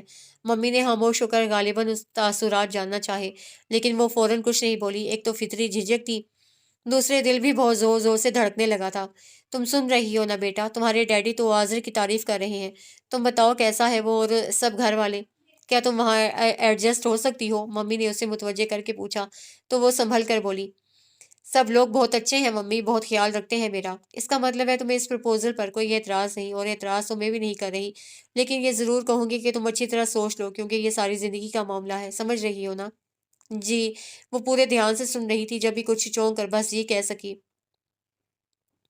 اوکے میں تم سے دوبارہ بات کرنے کے بعد تمہاری پھپھو کو جواب دوں گی۔ اس دوران تم ہر پہلو سے سوچ لو، بلکہ اچھی طرح دیکھ بھی لو کہ وہ ماحول تمہارے لیے بالکل اجنبی تو نہیں۔ اصل میں بیٹا اتنے سال ہو گئے ہیں، اس لیے مجھے نہیں معلوم وہاں کتنی تبدیلیاں آئی ہیں۔ پہلے لوگ، ممی کی بات جاری تھی لیکن لائن کٹ گئی۔ اس نے کچھ مایوس ہو کر ریسیور کو دیکھا، پھر کریڈل پر رکھ کر صوفے کی بیگ پر سر ٹکایا تو سامنے حاضر پر نظر پڑی۔ وہ پتہ نہیں کب آیا تھا، یا شاید ابھی اس کے دیکھنے پر آگے آتے ہوئے بولا، کون تھا جسے اتنے انہماک سے سن رہی تھی؟ آپ کے خیال میں کون ہو سکتا ہے؟ اس نے کچھ شریر مسکراہٹ کے ساتھ الٹا اس سے پوچھا تو وہ بھویں اچکا کر بولا، ہو سکتا ہے یعنی مذکر، نو نو، میرے علاوہ اور کوئی نہیں ہو سکتا، لیکن میں تو یہاں موجود ہوں۔ وہ گھورنے لگا تو وہ کھلکھلا کر ہنس پڑی، تو آپ جیلس بھی ہوتے ہیں تمہارے معاملے میں؟ وہ فوراً بولا، جلدی بتاؤ کون تھا؟ ممی وہ اٹھتے ہوئے بولی، کہہ رہی تھی فوراً واپس آ جاؤ۔ کیوں؟ اس کے کیوں میں احتجاج تھا۔ وہ بمشکل مسکراہٹ چھپا کر کہنے لگی، کیوں کا کیا مطلب؟ مجھے جانا نہیں ہے کیا؟ ہمیشہ کے لیے تو نہیں آئی؟ اور اگر میں کہوں ہمیشہ کے لیے یہیں رہ جاؤ تو؟ وہ اس کے مقابل آ کر اس کی آنکھوں میں دیکھنا چاہتا تھا، لیکن وہ غیر محسوس طریقے سے رخ موڑ گئی اور اس سمت دھیرے دھیرے آگے بڑھتی چلی گئی۔ پھر لاؤنج سے نکلنے سے پہلے بولی تھی، رہ جاؤں گی۔ ممی نے جب دوبارہ اس سے پوچھا تب بھی اس کا وہی جواب تھا کہ سب بہت اچھے ہیں۔ یہ ایک طرح سے اس کی رضامندی تھی، جسے سمجھتے ہوئے ممی نے پھپھو سے حامی بھری۔ اس کے بعد طے یہ پایا کہ وہ خالہ کے گھر چلی جائے، اور پھر ایک 1.5 مہینے میں ممی ڈیڈی اور عمیر آئیں گے تو اسے وہیں سے رخصت کریں گے۔ یوں اگلے دن ہی وہ خالہ کے گھر جانے کی تیاری کرنے لگی، اپنی ساری چیزیں ڈھونڈ ڈھونڈ کر سوٹ کیس میں رکھ رہی تھی کہ عقب سے انیلا اس کے پہلو میں چٹکی کاٹ کر بولی، واپس تو یہیں آؤ گی، پھر کیوں اتنی مغز ماری کر رہی ہو؟ لو میں تو تمہارے خیال سے کہہ رہی ہوں کہ کہیں تم یہ نہ کہو کہ سب پھیلا کر چلی گئی۔ وہ سوٹ کیس بند کرتے ہوئے بولی، میں تو کہتی ہوں تم جاؤ ہی نہ، یہیں رہو آرام سے۔ جب ماموں جان اور ممانی جان کے آنے کا ہوگا تب 1-2 دن پہلے چلی جانا۔ جناب ممی فون کر چکی ہیں خالہ کو، جبھی تو کل احمد بھائی لینے آئیں گے، اور پھر مجھے بھی یہی ٹھیک لگ رہا ہے۔ کیوں اب شرم آتی ہے عازر بھائی سے؟ انیلا کے گدگدانے پر وہ سچ مچ شرما گئی تھی۔ اگلے روز احمد بھائی کے انتظار میں وہ لاؤنج میں آ بیٹھی۔ انہوں نے 10 بجے آنے کو کہا تھا اور سامنے وال کلاک 10 بجا رہی تھی۔ پھپھو اپنے کمرے میں پتہ نہیں کیا کر رہی تھی۔ وہ ان کے پاس جانے کے لیے تیار ہوئی، لیکن پھر احمد بھائی کو دیکھنے باہر نکل آئی۔ گیٹ بند تھا۔ اس نے پنجوں پر اونچا ہو کر باہر نظر دوڑائی، دور دور تک کسی گاڑی کا نام و نشان نہیں تھا۔ تب وہ اندر جانے کی بجائے نیکسی کی طرف آ گئی کہ کھڑے کھڑے آنٹی سے مل لے۔ دروازہ ذرا سا کھلا تھا، اس نے ہلکی سی دستک کے ساتھ انہیں پکارا اور ان کے آ جاؤ کہنے پر اندر داخل ہوئی تو پہلی نظر اس پر پڑی جو ریک کے پاس کھڑا کتابوں میں جانے کیا تلاش کر رہا تھا۔ السلام علیکم۔ اس نے فوراً اس کی طرف سے نظریں ہٹا کر اس کی اماں کو سلام کیا۔ جیتی رہو، خوش رہو، آؤ بیٹھو۔ انہوں نے دعاؤں کے ساتھ اپنے پاس بیٹھنے کا اشارہ کیا تو وہ معذرت کرتے ہوئے کہنے لگی، سوری آنٹی، بیٹھ نہیں سکتی، اصل میں جا رہی تھی تو سوچا آپ سے مل لوں۔ کہاں؟ واپس ناروے جا رہی ہو؟ ان کے پوچھنے پر وہ بے اختیار بولی تھی، نہیں، وہاں تو اب پتہ نہیں جانا ہوگا بھی کہ نہیں۔ کیوں، تمہارے ماں باپ یہیں آ رہے ہیں؟ جی نہیں، بس تھوڑے دنوں کے لیے، پھر چلے جائیں گے۔ اور تم؟ انہوں نے الجھ کر دیکھا تو وہ دھیمی آواز میں بولی، میں پھپھو کے پاس آ جاؤں گی ہمیشہ کے لیے۔ ہمیشہ کے لیے، انہوں نے پرسوچ انداز میں دہرایا، پھر ایک دم سمجھ کر مسکرائیں، تو شادی ہو رہی ہے تمہاری، مبارک ہو۔ وہ ذرا سا مسکرائی تھی کہ اس کی آواز پر چونک گئی، اماں میری ہر چیز یوں ہی کھو جاتی ہے۔ اس کے ساتھ ہی اسے پلٹ کر ایک موٹی سی کتاب ٹیبل پر پٹکی تھی جس سے وہ قدرے خائف ہوئی، اور اماں پریشان، کیا کیا کھو گیا ہے، مجھے بتاؤ۔ اب کیا بتاؤں، دیر ہو گئی۔ وہ ہنسا، ناراض سا کمرے سے نکل گیا تو اس کے دوبارہ آنے سے پہلے ہی وہ اس کی اماں کو خداحافظ کہہ کر وہاں سے چلی آئی۔ آگے احمد بھائی آئے بیٹھے تھے۔ کہاں چلی گئی تھیں؟ پھپھو نے اسے دیکھتے ہی پوچھا۔ بس ذرا آنٹی سے ملنے۔ وہ اسی قدر کہہ کر احمد بھائی کی طرف متوجہ ہو گئی۔ چلے احمد بھائی، میں تو بہت دیر سے آپ کا انتظار کر رہی ہوں۔ بیٹا پہلے ان سے چائے پانی کا تو پوچھو، پھپھو نے اسے کہا تو احمد بھائی فوراً بول پڑے، جی نہیں شکریہ، مجھے بھی آفس بھی جانا ہے۔ چلو نیہا، جو بیگ وغیرہ ہے لے آؤ۔ اس کے ساتھ ہی وہ کھڑے ہو گئے تو وہ جلدی سے جا کر اپنا سوٹ کیس گھسیٹتی ہوئی لے آئی۔ تو تمہیں پھپھو کا گھر راس آ گیا ہے؟ احمد بھائی نے گاڑی سٹارٹ کرتے ہوئے کہا تو اسے شاید سنا نہیں یا سمجھی نہیں تھی۔ جی ویری گڈ۔ احمد بھائی اس کا جی اعتراف میں سمجھ کر مسکرائے، پھر کہنے لگے، میں زیادہ تو نہیں جانتا، تمہاری پھپھو کے گھر والوں کو بھی کبھی کبھار آزے سے کہیں سرسری سے ملاقات ہو جاتی ہے۔ اچھا ہینڈسم لڑکا ہے اور کچھ مغرور بھی ہے، یا ہو سکتا ہے یہ محض میرا خیال ہو، تمہیں کیسا لگتا ہے؟ نہیں، مجھے تو مغرور نہیں لگتے، اس نے اپنی ازلی سادگی سے کہا تو احمد بھائی بس ایک نظر اسے دیکھ کر رہ گئے تھے۔ وہ پہلے حالانکہ ہاں آئی تھی تو بہت اچھا وقت گزرا تھا، خصوصاً احمد بھائی کے بچوں کے ساتھ، ابھی بھی سارا دن انہی کے ساتھ لگی رہتی، لیکن اب جیسے وقت گزر کے نہیں دے رہا تھا، عاذر کا فون آتا تو وہ بھی یہی کہتا تھا اور شکوہ بھی کرتا کہ وہ خالہ کے ہاں کیوں چلی گئی، اور واپسی پر اصرار کرتا تو اسے وہ یہی کہتی کہ اب دن ہی کتنے رہ گئے ہیں، بس ڈیڈی آنے والے ہیں۔ پھر جس روز ممی ڈیڈی اور عمیر آئے، اس دن سے اس کی شادی کی شاپنگ شروع ہو گئی۔ پھر تب جیسے دن بھاگنے لگے تھے، احمد بھائی نے بڑی فراخ دلی سے اپنی گاڑی ان کے تصرف میں دے دی تھی۔ ڈیڈی تو ایک دن بھی مشکل سے خالہ کے ہاں رہے تھے اور اگلے دن پھپھو کے پاس چلے گئے۔ عمیر کو شوبھی آ کر اپنے ساتھ لے گیا تھا تو پھر وہ بھی وہیں کا ہو رہا، کیونکہ حالانکہ ہاں اسے کمپنی دینے والا کوئی نہیں تھا، اس لیے ممی نے اسے نہیں ٹوکا، اور جو خریداری کرنی ہوتی خالہ کے ساتھ چلی جاتی۔ اسے صرف اپنی خاص چیزوں سے دلچسپی تھی، پھر بھی روزانہ ممی اور خالہ کے ساتھ جانا پڑتا کیونکہ گاڑی وہی ڈرائیو کرتی تھی۔ اس وقت وہ ممی اور خالہ کے ساتھ جانے لگی تو انہوں ساتھ چلنے کی ضد کرنے لگا۔ بھابھی نے اسے بہت بہلانے کی کوشش کی، لیکن وہ مچل مچل کر رونے لگا تھا۔ تب وہ اسے بھابھی کی گود سے جھپٹتے ہوئے بولی، لے چلتے ہیں نا خالہ، تنگ نہیں کرے گا؟ تنگ کرنے کی بات نہیں ہے بیٹا، ہم کہاں تک اسے اٹھائے پھریں گے اتنے رش میں، خود سے تو یہ چلے گا نہیں، خالہ نے کہا تو وہ نونی کو چمکارتے ہوئے بولی کوئی نہیں، نونی اور میں گاڑی میں بیٹھے رہیں گے، ٹھیک ہے نا نونی؟ اچھا چلو، دیر ہو رہی ہے۔ ممی نے اسے آگے دھکیلا تو وہ نونی کا ہاتھ پکڑ کر بھابھی کو ٹاٹا کرتی ہوئی باہر نکل آئی۔ ممی کو آج جویلر کے پاس جانا تھا اور اب تو اسے کافی حد تک راستے یاد ہو گئے تھے۔ بڑے آرام سے طارق روڈ پہنچ گئی۔ اس کے بعد خالہ نے جہاں کہا وہیں گاڑی روک دی۔ پھر ممی اور خالہ اتر کر چلی گئیں تو اس نے نونی کو بہلانے کے لیے اسے غبارے خرید کر دیے اور خود اپنی بنائی ہوئی لسٹ نکال کر دیکھنے لگی، جس میں اسے اپنی چند ضروری چیزیں لکھی تھی، لیکن پھر نونی کی وجہ سے اس نے آج کی تاریخ میں اپنی خریداری ملتوی کر دی اور لسٹ دوبارہ پرس میں ڈال کر نونی کو دیکھا تو وہ سامنے اشارہ کرتے ہوئے بولا آئس کریم کھاؤ گے؟ رکو میں لے کر آتی ہوں۔ اس نے پرس میں سے پیسے نکالے، پھر نونی کو آرام سے بیٹھے رہنے کی تاکید کرتی ہوئی اتر کر آئی اور دکان کے اندر بڑے سے ڈیپ فریزر کے اندر جھکے شخص کو مخاطب کر کے بولی، سنیں، دو کون دے دیں؟ وہ شاید پہلے ہی آئس کریم نکال رہا تھا، جب سیدھا ہو کر پلٹا تو اس کے دونوں ہاتھوں میں 4-5 پیک تھے، جنہیں دیکھ کر وہ کچھ کہنا چاہتی تھی کہ اس کے چہرے پر نظر پڑتے ہی بات اس کے ہونٹوں میں رہ گئی اور آنکھیں حیرت سے پوری کھل گئی تھیں، جبکہ غائر احمد بالکل نارمل تھا۔ اس کی حیرت بھی یکسر نظر انداز کر گیا اور شاید اسے بھی جب ہی اس سے پہلے آنے والے کسٹمر کو ان کی مطلوبہ آئس کریم تھمائی، پھر اس کے سامنے دو کون رکھ کر پلٹنے لگا تھا کہ اسے بے اختیار پکار لیا، ایکسکیوز می۔ وہ رک کر سوالیہ نظروں سے دیکھنے لگا، یہ آپ کی شاپ؟ جی نہیں، میں یہاں ملازم ہوں، آپ کو کچھ اور چاہیے؟ اس نے بے نیازی سے بتا کر پوچھا۔ نو تھینکس۔ وہ قدرے الجھتی ہوئی آئس کریم اٹھا کر دوبارہ گاڑی میں آ بیٹھی اور نونی کے ہاتھ میں کون آئس کریم تھماتے ہوئے اسے اپنے ہاتھ میں پیسے نظر آئے تو پریشان سی ہو گئی۔ اف، کیا سوچتا ہوگا، پیسے بھی نہیں دیے۔ وہ اپنے آپ پر خجل سی فوراً واپس گئی اور کاؤنٹر پر 100 کا نوٹ رکھتے ہوئے بولی، آئی ایم سوری، میں پیسے دینا تو بھول گئی تھی۔ وہ کچھ نہیں بولا، خاموشی سے 100 کا نوٹ اٹھا کر دراز میں ڈالا اور بقیہ پیسے گن کر اس کی طرف بڑھا دیے، جنہیں لے کر وہ پھر گاڑی میں آ گئی، لیکن اس کی طرف سے دھیان نہیں ہٹا سکی۔ بار بار گردن موڑ کر ادھر دیکھتی، وہ بڑی مستعدی سے کسٹمرز کو ڈیل کر رہا تھا اور اس کے چہرے پر تو ایسا کوئی تاثر نہیں تھا جس سے پتہ چلتا کہ وہ اس کام سے خوش ہے یا ناخوش، پھر بھی جانے کیوں وہ اسے ہمدردی محسوس کرنے لگی تھی، جبکہ اس کا ذہن متضاد سوچوں میں گھر گیا تھا۔ جب کبھی اس کی ماں کا خیال آتا، کبھی عاذر کی باتیں جو اس نے غائر کے بارے میں کہی تھیں، اور وہ خود پتہ نہیں کیسا لگ رہا تھا، شاید اس کام کے لیے انتہائی ناموزوں۔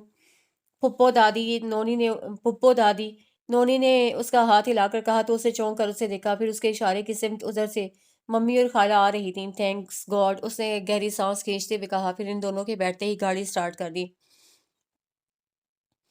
پھر ایسی ہی مصروفیات میں بقیہ دن بھی گزر گئے اور وہ خالہ کے گھر سے ودا ہو کر پھپھو کے گھر میں آ سمائی۔ شاید قسمت اسی کو کہتے ہیں کہ سجیلا کی شادی میں ناروے سے آتے ہوئے اسے سوچا بھی نہیں تھا کہ آگے اس کی زندگی کا نیا سفر اس کا منتظر ہے، اور اس سفر کے آغاز پر وہ بہرحال بے حد خوش تھی، اور پتہ نہیں اسے اپنی خوشی میں مگن ہو کر انیکسی میں مقیم اس ماں بیٹے کا خیال نہیں آیا، یا عازر نے اس کے ہر خیال پر گرفت کر دی تھی کہ کسی وقت بھی اسے یہ نہیں سوچا کہ اس کی شادی میں وہ دونوں آئے بھی تھے کہ نہیں، اور ان کی بابت وہ سوال بھی اسی وقت کر سکتی تھی جب اس کا دھیان ادھر جاتا۔ شاید ابتدائی دنوں کی محبت کا نقشہ تھا جو باڑھ کے قریب سے گزرتے ہوئے بھی اسے کچھ یاد نہیں آتا تھا۔ بہرحال پہلا ہفتہ عزیز رشتہ داروں کی دعوتوں میں جاتے آتے گزر گیا۔ اس کے بعد ممی ڈیڈی نے واپس ناروے جانے کی تیاری شروع کر دی، تو اس تمام عرصے میں اسے پہلی بار یہ خیال آیا کہ وہ اپنے ممی ڈیڈی سے کتنی دور آ گئی ہے، اور اب سالوں نہیں تو کم از کم بھی 1 سال بعد ان سے مل سکے گی۔ ممی، اب آپ ڈیڈی کو فورس کیجیے گا کہ وہ اپنا بزنس وائنڈ اپ کر کے یہیں آ جائیں۔ اس نے ممی کی پیکنگ میں ان کا ہاتھ بٹاتے ہوئے کہا، تو وہ مایوسی سے بولی، چاہتی تو میں بھی یہی ہوں بیٹا، لیکن عمیر کی تعلیم مکمل ہونے تک تو ایسا ممکن نہیں ہے۔ عمیر کی تعلیم میں ابھی 3-4 سال ہیں، تو کیا اتنے عرصے میں؟ نہیں نہیں بیٹا، اس دوران تمہارے ڈیڈی آئیں گے تو تمہارے پاس، اور ہو سکتا ہے میرا چکر بھی لگ جائے۔ ممی نے فوراً اسے تسلی دی، پھر کہنے لگی، ویسے اللہ کا شکر ہے یہاں کا ماحول کافی تبدیل ہو گیا ہے، تم انشاءاللہ جلدی ایڈجسٹ کر لو گی، میری فکر نہیں کریں، آپ نے دیکھ ہی لیا ہے سب لوگ کتنے اچھے ہیں، کتنا خیال رکھتے ہیں میرا، اس نے اپنی طرف سے مزید اطمینان دلانے کی خاطر کہا۔ چلو اب یہ کام چھوڑو اور میرے ساتھ ذرا خالہ کے ہاں چلو، تمہارے ڈیڈی اور عمیر تو پتہ نہیں کب آئیں گے، صبح سے نکلے ہوئے ہیں۔ ممی نے اٹھتے ہوئے کہا، تو وہ ایک نظر اپنے کپڑوں پر ڈال کر بولی، میں چینج کر لوں، تب تک آپ پھپھو کو بتا دیں۔ پھر جاتے جاتے رک کر پوچھنے لگی، لیکن ممی ہم جائیں گے کیسے؟ گاڑی تو ڈیڈی لے گئے ہیں اور دوسری انکل کے پاس ہے، تمہاری پھپھو ٹیکسی منگوا دیں گی، تم جاؤ، جلدی کرو۔ ممی کی اجرت پر وہ بھاگ کر اپنے کمرے میں چلی گئی اور کچھ ہی دیر میں تیار ہو کر نکلی تو ممی پھپھو کے ساتھ لابی سے باہر جا رہی تھی، وہ ان کے پیچھے چل پڑی۔ پھپھو کے کہنے پر چوکیدار ٹیکسی لے آیا تھا، وہ اپنا جھلملاتا دوپٹہ سنبھالتی ممی کے ساتھ بیٹھنے لگی تھی کہ اس دم انیکسی کا چھوٹا گیٹ کھول کر وہ باہر نکلا تھا۔ بڑی اجرت میں تھا، لیکن اسے دیکھ کر بالکل غیر ارادی طور پر نہ صرف رکا بلکہ اس کے قریب آ کر بولا، شادی مبارک۔ تھینک یو، اس نے ہلکی سی مسکراہٹ کے ساتھ پوچھا، آپ آئے تھے؟ آپ نے بلایا تھا؟ سوال تھا یا شکوہ وہ سمجھ نہیں سکی، پھر بھی خجل سی ہو گئی۔ میں نے نہیں، پھپھو نے تو بلایا ہوگا، لیکن میں نے تو آپ کی اماں کو بھی نہیں دیکھا، ٹھیک تو ہے نا؟ جی ہاں بالکل ٹھیک ہے، وہ کہہ کر پلٹا اور تیز تیز قدموں سے چلتا چلا گیا۔ کون تھا یہ؟ اس کے بیٹھتے ہی ممی نے اس سے پوچھا، تو وہ جو ابھی تک اس کے پیچھے ہی دیکھ رہی تھی چونک کر بولی، عازر کا کزن ہے، فرسٹ کزن، یہاں رہتا ہے؟ ممی نے قدرے تعجب سے کہا، جی انیکسی میں یہ اور اس کی اماں رہتی ہیں، بہت اچھی خاتون ہیں، میں ملی ہوں ان سے، آپ کو بھی جانتی ہیں، بتا رہی تھیں کہ جب آپ یہاں کراچی میں تھیں تو پھپھو کے گھر ان کی آپ سے ملاقات ہوئی تھی، آپ کو یاد نہیں ہے؟ اس نے سادگی سے بتا کر آخر میں پوچھا، تو ممی ذہن پر زور دیتے ہوئے بولی، اچھا ہاں، عازر کے چچا، ان کی تو شاید ڈیتھ ہو گئی ہے۔ جی، تو ان کی بیوی اور بیٹا یہاں تمہاری پھپھو کے گھر میں رہتے ہیں؟ بتایا نہیں تمہاری پھپھو نے مجھے اپنی دیورانی کے بارے میں، اور میرا سامنا بھی نہیں ہوا ان سے، یا شاید ہوا ہو تو میں پہچان نہیں سکی۔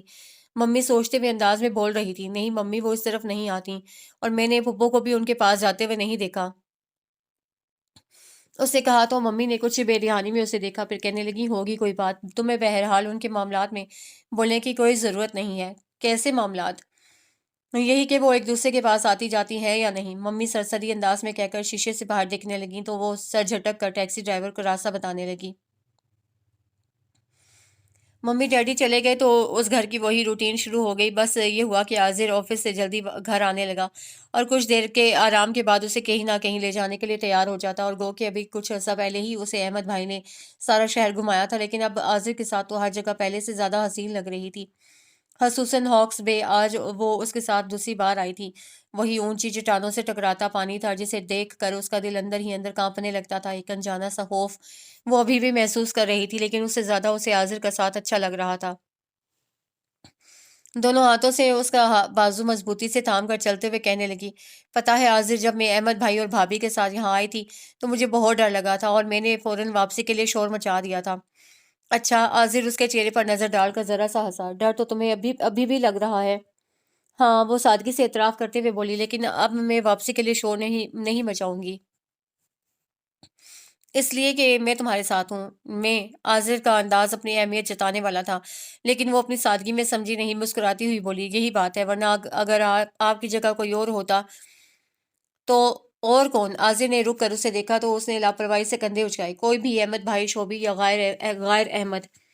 आखिरी नाम पर वो खुद भी हैरान सी हो गई कि वो कैसे उसके होंठों पर आ गया था, जबकि उसके साथ एक दो बार बस सरसरी सी बात हुई थी। गैर। आजिर की पेशानी पर बेशुमार लकीरें नमूदार हो गईं। वो आवारा लोफर, तुमने उसका नाम कैसे लिया?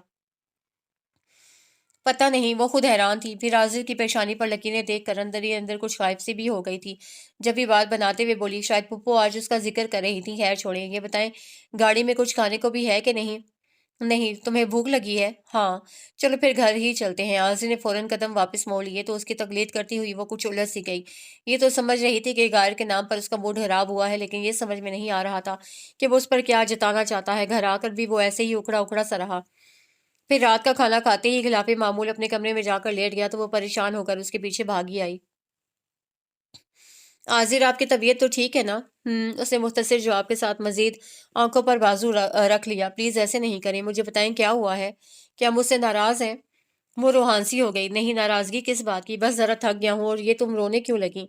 उसे बाजू ज़रा सा नीचे करके उसे देखा, फिर वही बाजू उसकी गर्दन में डाल दिया तो वो उसके सीने में मुँह छुपा कर बोली, मैं रो नहीं रही, लेकिन अगर आप नाराज़ हुए तो मैं बहुत रोऊंगी। अच्छा, फिलहाल मेरा तुम्हें बहुत रुलाने का कोई प्रोग्राम नहीं है। जाओ जल्दी से चाय ले आओ और देखना, मैं सिगरेट लाउंज में छोड़ आया हूँ, वो भी ले आना। वो उसके बालों में उंगलियां फंसाकर उसका चेहरा ऊंचा करते हुए बोला तो वो पलके झपक झपक कर उसे देखने लगी। क्या हुआ, इस तरह क्या देख रही हो? वो उठकर बैठ गया। आप नाराज तो नहीं है ना? कम ऑन नेहा, क्या आप बच्चों जैसी बातें करती हो? चलो जाओ। उसके हल्के फुल्के अंदाज में टोकने पर वो फौरन उठ गई। यूं ही कितने दिन गुजर गए। उसे घर के कामों में पुप्पो का हाथ बटाना शुरू किया तो फिर आहिस्ता आहिस्ता पुप्पो सब कुछ उस पर छोड़ती गई। सुबह के नाश्ते से रात के खाने तक। अनीला को सुबह यूनिवर्सिटी जाने की जल्दी होती थी, इसलिए वो अपनी तैयारी में लगी रहती।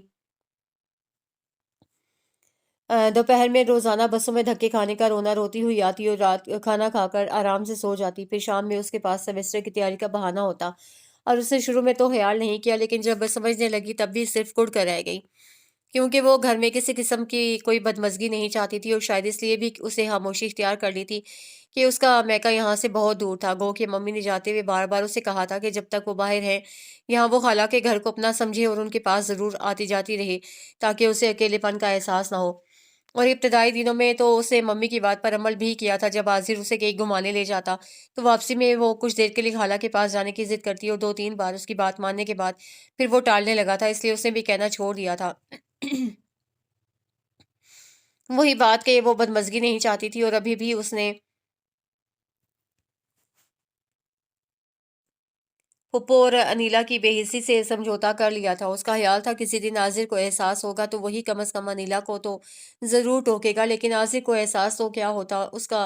वो भी अपने ज़रा-ज़रा से काम के लिए उसे दौड़ाने लगा था और चाहता था मुँह से बात निकलते ही पूरी हो जाए। जहाँ ज़रा सी देर हुई सबके सामने उसे सख्त सुस्त कहना शुरू कर देता। वो एक-एक की सूरत देखती कि कोई तो उसकी तरफदारी में कुछ कहे, लेकिन ऐसे में सब अनजान बन जाते। एक सिर्फ सजीला थी जो उसे घून चक्कर बने देखकर अनिला को टोकती थी कि वो क्यों नहीं उसका हाथ बटाती, और ऐसा कभी-कभार ही होता था क्योंकि सजीला हर रोज़ तो नहीं आती थी। बहरहाल बहुत कम अरसे में ही फूफो का घर उसके लिए रवायती ससुराल बन गया था और वो अपनी अज़ली सादगी से मात खा गई थी। दूसरे उसे वाक़ई आज़िर से मोहब्बत थी और मोहब्बत में शायद वो और भी बहुत कुछ सह सकती थी। इसलिए जब भी मम्मी का फ़ोन आता, वो उनसे यही कहती कि वो यहाँ बहुत खुश है और सब लोग अभी भी उसका बहुत ख़्याल रखते हैं। अगर मम्मी सामने होतीं तो कभी उसकी बात का यकीन ना करतीं, क्योंकि काम की ज़्यादती से ज़्यादा उस सब की बेहिसी ने उसके सादा और मासूम चेहरे की शादाबी छीन ली थी। मज़ीद सितम आज़िर सब देखने देखने सब जानने के बावजूद भी उस वक्त सबके सामने बहुत अनजान बनकर उसे कहने लगा, मेरा ख्याल है नेहा तुम्हें यहाँ की आबो हवा रास नहीं आई, जब भी दिन ब दिन कमजोर होती जा रही हो। लो पहले कौन सी मोटी ताजी थी, जब आई थी तब भी ऐसी ही थी। उससे पहले भुप्पो बोल पड़ी और अनीला ने उनकी तारीफ जरूरी समझी। और क्या, जरा नहीं बदली, वैसी की वैसी है, अलबत्ता मिजाज बदल गया है। पहले हंसती बोलती थी, अब पता नहीं क्यों चुप चुप रहती है। आखिर में अनीला के अंदाज में जाने कैसी मायनी खेजी थी कि वो चौंक कर बोली, नहीं तो चुप तो नहीं रहती मैं, बस ये है कि दीवारों से नहीं बोलती। बोल लिया करो, उनके भी कान होते हैं। शोभी चाय का आखिरी घूंट लेकर उठते हुए बोला, मैं तो चला, देर हो रही है। रुकना शोभी, मैं तुम्हारे साथ जाऊंगी। अनीला फौरन कुर्सी धकेल कर उठी और भागकर अपने कमरे से बैग लेकर शोभी के पीछे निकल गई तो वो आजिर को मुतवज्जे करके पूछने लगी, आपके लिए और चाय लाऊं? आजिर ने जवाब देने से पहले रेस्ट वॉच पर नजर डाली, फिर उसे चाय बनाने का इशारा करके अखबार उठा लिया। तुम्हारे अब्बू आज जल्दी चले गए? फुप्पो ने उठते हुए कहा तो वो अखबार से नजर हटाए बगैर बोला, हाँ, कुछ नए कॉन्ट्रैक्ट साइन करने हैं उन्हें, बता रहे थे। फुप्पो कहती हुई चली गई। उसे चाय का कप आजिर के सामने रखा, फिर बर्तन समेट कर टेबल साफ की, उसके बाद कुर्सी खींच कर बैठते हुए बोली, आजिर, बहुत दिनों से मैं हालांकि हाँ नहीं गई, आज शाम में ले चलेंगे ना? ले चलूंगा, उसने मसरूफ अंदाज में जवाब दिया तो वो जोर देकर बोली, आज आज शाम में? आज? उसने सर ऊंचा करके उसे देखा था कि पुप्पो घबराई हुई अंदर आ गई। आजिर, जल्दी चलो, सजीला ने बुलाया है, उसकी सास भी यहाँ नहीं है, अकेली परेशान हो रही है, जल्दी उठो, उसे हॉस्पिटल लेकर जाना है। मैं भी चलूं पुप्पो? उनकी घबराहट देखकर वो उनसे ज्यादा परेशान हो गई थी। तुम क्या करोगी? पुप्पो ने पहले तुंद लहजे में कहा, फिर एकदम नरम पड़ गई। नहीं, तुम यहीं रुको। अनीला यूनिवर्सिटी से आएगी तो अकेली परेशान होगी, और मैं अकेली? वो बस इसी कदर सोच सकी क्योंकि अगले पल फुप्पो की हदायत शुरू हो गई थी जो गेट से निकलने तक जारी रही। फिक्र नहीं करो, मैं अम्मी को छोड़कर आ जाऊंगा। आजिर को शायद उसकी सहमी हुई शक्ल पर रहम आ गया था, जब भी तसल्ली देता गया। वो गेट बंद करके अंदर आई तो गो के कुछ करने को दिल नहीं चाह रहा था, लेकिन अपना ध्यान बटाने की खातिर वो रोजमर्रा के कामों में लग गई। आजिर ने कहा था कि वो पप्पो को छोड़कर आ जाएगा, लेकिन 11 बजे वो कामों से फारिग भी हो गई और वो नहीं आया, फोन तक नहीं किया। उसने 2-3 बार सजीला के घर का नंबर मिलाया, लेकिन उधर शायद कोई नहीं था। जब भी बेल बजती रही और किसी ने फोन नहीं उठाया, हॉस्पिटल का उसे पता नहीं था, वरना वहां भी ट्राई कर लेती। अलबत्ता ऑफिस की तरफ उसका बिल्कुल ध्यान नहीं गया कि वहां से मालूम करे कि आजिर पप्पो को छोड़कर ऑफिस गया है, पहुंच गया है, या अभी तक उन्हीं के साथ है। बस सजीला के घर ही ट्राई करती रही और अपने आप परेशान होती रही। अकेली होने की वजह से वाहिमों में घिरी थी, और जब किसी तरह अपना ध्यान नहीं बटा सकी तब घबरा कर अनेक्सी की तरफ निकल आई। दरवाजे पर दस्तक दी तो हल्की सी आवाज आई, खुला है, आ जाओ। उसने हैंडल घुमाकर दरवाजा धकेला और अंदर दाखिल हुई तो पहली नजर में उसे कोई नजर नहीं आया। आंटी, उसे पुकारा, तब लिहाफ में हरकत हुई। फिर उन्होंने चेहरा बाहर निकाला तो वो फौरन उनके करीब जाकर बोली, क्या हुआ है? आपकी तबीयत खराब है क्या? हाँ, बुखार आ गया है। उन्हें शायद बहुत सर्दी लग रही थी, कपकपाती आवाज में बोली, बदन में बहुत दर्द है, टूट रहा है। दवा ली? वो बेख्तियार बैठकर लिहाफ के ऊपर से उनका बदन दबाने लगी। गायर गया है, लेने आता होगा, मैं आपके लिए चाय लाती हूँ। वो उन्हें गनूदगी में जाते देखकर जल्दी से किचन में चली गई और मिनटों में चाय बनाकर वापस आई तो कमरे में उनकी तेज सांसों की आवाज गूंज रही थी, आंटी, आंटी उठे, चाय पी लें, सर्दी कम हो जाएगी। वो घबरा कर उन्हें पुकारने लगी, तभी वो आ गया। कुछ देर दरवाजे में रुक कर उसे देखता रहा, फिर जरा सा खांस कर अपनी आमद से खबरदार किया तो वो ऐसे ही घबराहट में उसकी तरफ पलट कर बोली, आंटी उठ नहीं रही, ये चाय। उसने आगे आकर उसके हाथ से मग ले लिया, फिर माँ के करीब बैठकर उनका कंधा हिलाते हुए बोला, अम्मा उठे, मैं दवा ले आया हूँ, और देखेंगे चाय उन्होंने आपके लिए बनाई है, पहले ये पी लें। उसने बहुत एहतियात से उन्हें सहारा देकर बिठाया, फिर अपने हाथ से एक घूंट घूंट चाय पिलाता हुआ उसे बोला, आप प्लीज बैठ जाएं। जी। उसने चौंक कर इधर उधर देखा, फिर दरमियान में उसकी मेज के किनारे टिकते हुए पूछने लगी, कैसी, कब से तबीयत खराब है इनकी? पता नहीं, ये बताती कब है, जब बिल्कुल ढह जाती हैं, मुझे तो तब पता चलता है। वो जैसे अपने आप से बोल रहा था, कुछ हो तो बताऊं। कल शाम तक तो अच्छी भली थी, रात में सर्दी लगी और सुबह तक बुखार आ गया। हाँ, आपको हमेशा अचानक ही बुखार आता है, चलें ये दवा लें और आराम से सो जाएं, कोई काम करने की ज़रूरत नहीं है। वो उन्हें एक एक टैबलेट देने के साथ बोलता जा रहा था, मैं अपने खाने का इंतज़ाम करूंगा और आपके लिए दलिया भी बना दूंगा। लेकिन तुम्हें तो, उन्होंने इस कदर कहा था कि वो बोल पड़ा, कहीं नहीं जाना मुझे आपको इस हालत में छोड़कर। शायद चले जाओ बेटा, शायद आज किस्मत मेहरबान हो जाए। उन्होंने आजिज़ी से कहा तो वो सर झटक कर उठ खड़ा हुआ, बस रहने दे, अपनी किस्मत में सिर्फ खुआरी लिखी है। اس کے ساتھ ہی کمرے سے نکل گیا تو وہ بلا ارادہ اس کے پیچھے دیکھنے لگی تھی۔ مجھے بھی آج ہی بیمار ہونا تھا۔ اس کی اماں کی بڑبڑاہٹ پر وہ چونک کر ان کی طرف متوجہ ہوئی۔ جی مجھ سے کچھ کہا؟ تم سے کیا کہوں بیٹی، شادی کے بعد پہلی بار آئی ہو، تم سے چائے پانی کبھی نہیں پوچھ سکتی؟ وہ دوبارہ لیٹتے ہوئے بولی۔ آپ شرمندہ کر رہی ہیں آنٹی، مجھے تو بہت پہلے آنا چاہیے تھا۔ وہ واقعی اپنے نہ آنے پر شرمندہ تھی۔ انہوں نے ایک بار پوری آنکھیں کھول کر اسے دیکھا، پھر آنکھیں بند کر لیں۔ کچھ ہی دیر میں ان کے خراٹوں کی آواز آنے لگی تو وہ اٹھ کھڑی ہوئی اور احتیاط سے دروازہ کھول کر دروازے سے نکلی تو آگے برآمدے میں وہ جانے کی سوچ میں کھڑا تھا۔ پہلے اسے سوچا خاموشی سے نکل جائے، لیکن پھر خیال آنے پر رک کر پوچھنے لگی، سنیں آپ کو کہاں جانا تھا؟ اس کے دیکھنے پر قدرے سٹپٹا کر بولی، وہ میرا مطلب ہے آپ کو اگر کسی ضروری کام سے جانا ہے تو ضرور جائیں۔ آنٹی کی فکر نہیں کریں، انہیں میں دیکھ لوں گی، دلیا بنا کر بھی کھلا دوں گی انہیں، اور وقت پر دوا بھی دے دوں گی۔ شیور، اس کی آنکھوں میں حد درجہ بے یقینی سمٹ آئی تھی۔ شیور، آپ اطمینان سے جائیں، ابھی آنٹی سو رہی ہیں، میں 1 گھنٹے بعد دلیا لے آؤں گی۔ اسے یقین دلایا، لیکن مجھے آنے میں دیر ہو سکتی ہے، شام یا شاید رات۔ وہ ششو پنج میں اسے دیکھنے لگا تھا۔ نو پرابلم، میں ادھر چکر لگاتی رہوں گی آپ کے آنے تک۔ تھینک یو، وہ ممنونیت سے کہہ کر اندر چلا گیا تو برآمدے کی سیڑھیاں اترتے ہوئے اسے کافی وقت گزرنے کا احساس ہوا۔ پھر حاضر کا خیال آتے ہی اس کے نے قدموں کی رفتار تیز کر دی۔ ڈرائیو وے پر گاڑی نہیں تھی اور گیٹ بھی اسی طرح بند تھا، پھر بھی اندر آتے ہی اسے بے اختیار حاضر کو پکارا اور کوئی جواب نہیں آیا تو بجائے اطمینان کے وہ نئے سرے سے پریشانی میں گر گئی۔ 2 بج رہے تھے، انیلا بھی آنے والی تھی اور اس کا خیال کر کے وہ روٹی ڈالنے کے ارادے سے اٹھی تھی کہ فون کی بیل پر پھر بیٹھ گئی اور ریسیور اٹھا کر جیسے ہی ہیلو کہا، ادھر سے حاضر بے حد تند لہجے میں بولا، زندہ ہو تم؟ جی، وہ سمجھی نہیں، صبح سے فون کر کر کے تھک گیا ہوں، کیا کانوں میں روئی ٹھونس کر بیٹھی تھی یا جان بوجھ کر؟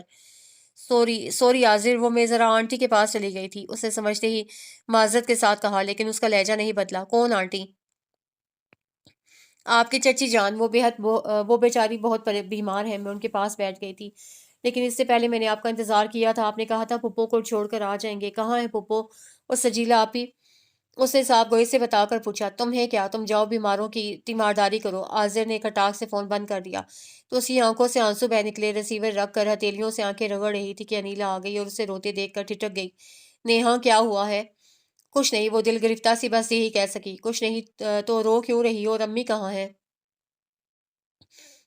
انیلا کو خاموشی کا احساس ہوا تو ادھر ادھر دیکھ کر پوچھا، پھپھو سجیلا آپی کی طرف گئی ہیں، بلکہ ان کے ساتھ ہاسپٹل۔ صبح تمہارے جانے کے کچھ دیر بعد ہی حاضر انہیں لے گئے تھے، پھر میں آنٹی کے پاس چلی گئی۔ اس نے تفصیل سے ساری بات بتائی، جس سے سکون سے سننے کے بعد انیلا کہنے لگی، ٹھیک تو ناراض ہوئے ہیں حاضر بھائی، تمہیں کیا ضرورت تھی چچی کے پاس جانے کی؟ کبھی تم نے ہم میں سے کسی کو جاتے دیکھا ہے یا وہ آتی ہیں؟ پھر تم کیوں؟ میں اکیلی تھی، وہ فوراً بولی۔ یہ کوئی جواز نہیں ہے نیہا، اپنے گھر میں یقیناً اور خصوصاً امی کی غیر موجودگی میں اس گھر کی ساری ذمہ داری تم پر عائد ہوتی ہے، اور تم سارا گھر کھلا چھوڑ کر وہاں جا بیٹھی، کیا لگتی ہیں وہ تمہاری؟ انیلا کے تنبیہی انداز پر وہ جذبے سی ہو گئی۔ مجھے نہیں پتا، دیکھو میں تمہیں سمجھا رہی ہوں کہ فون کی بیل سے انیلا کی بات ادھوری رہ گئی اور شاید اس کا دھیان اسی طرف لگا ہوا تھا۔ جب ہی جھپٹنے کے انداز میں ریسیور اٹھا لیا تو وہ کچھ غائب دماغی سے انیلا کو دیکھنے لگی۔ جی حاضر بھائی، کہیے کیا خبر ہے؟ سچ؟ آپ کو بھی مبارک ہو، اور فوراً گاڑی بھیج دیں، ہم ابھی جائیں گے۔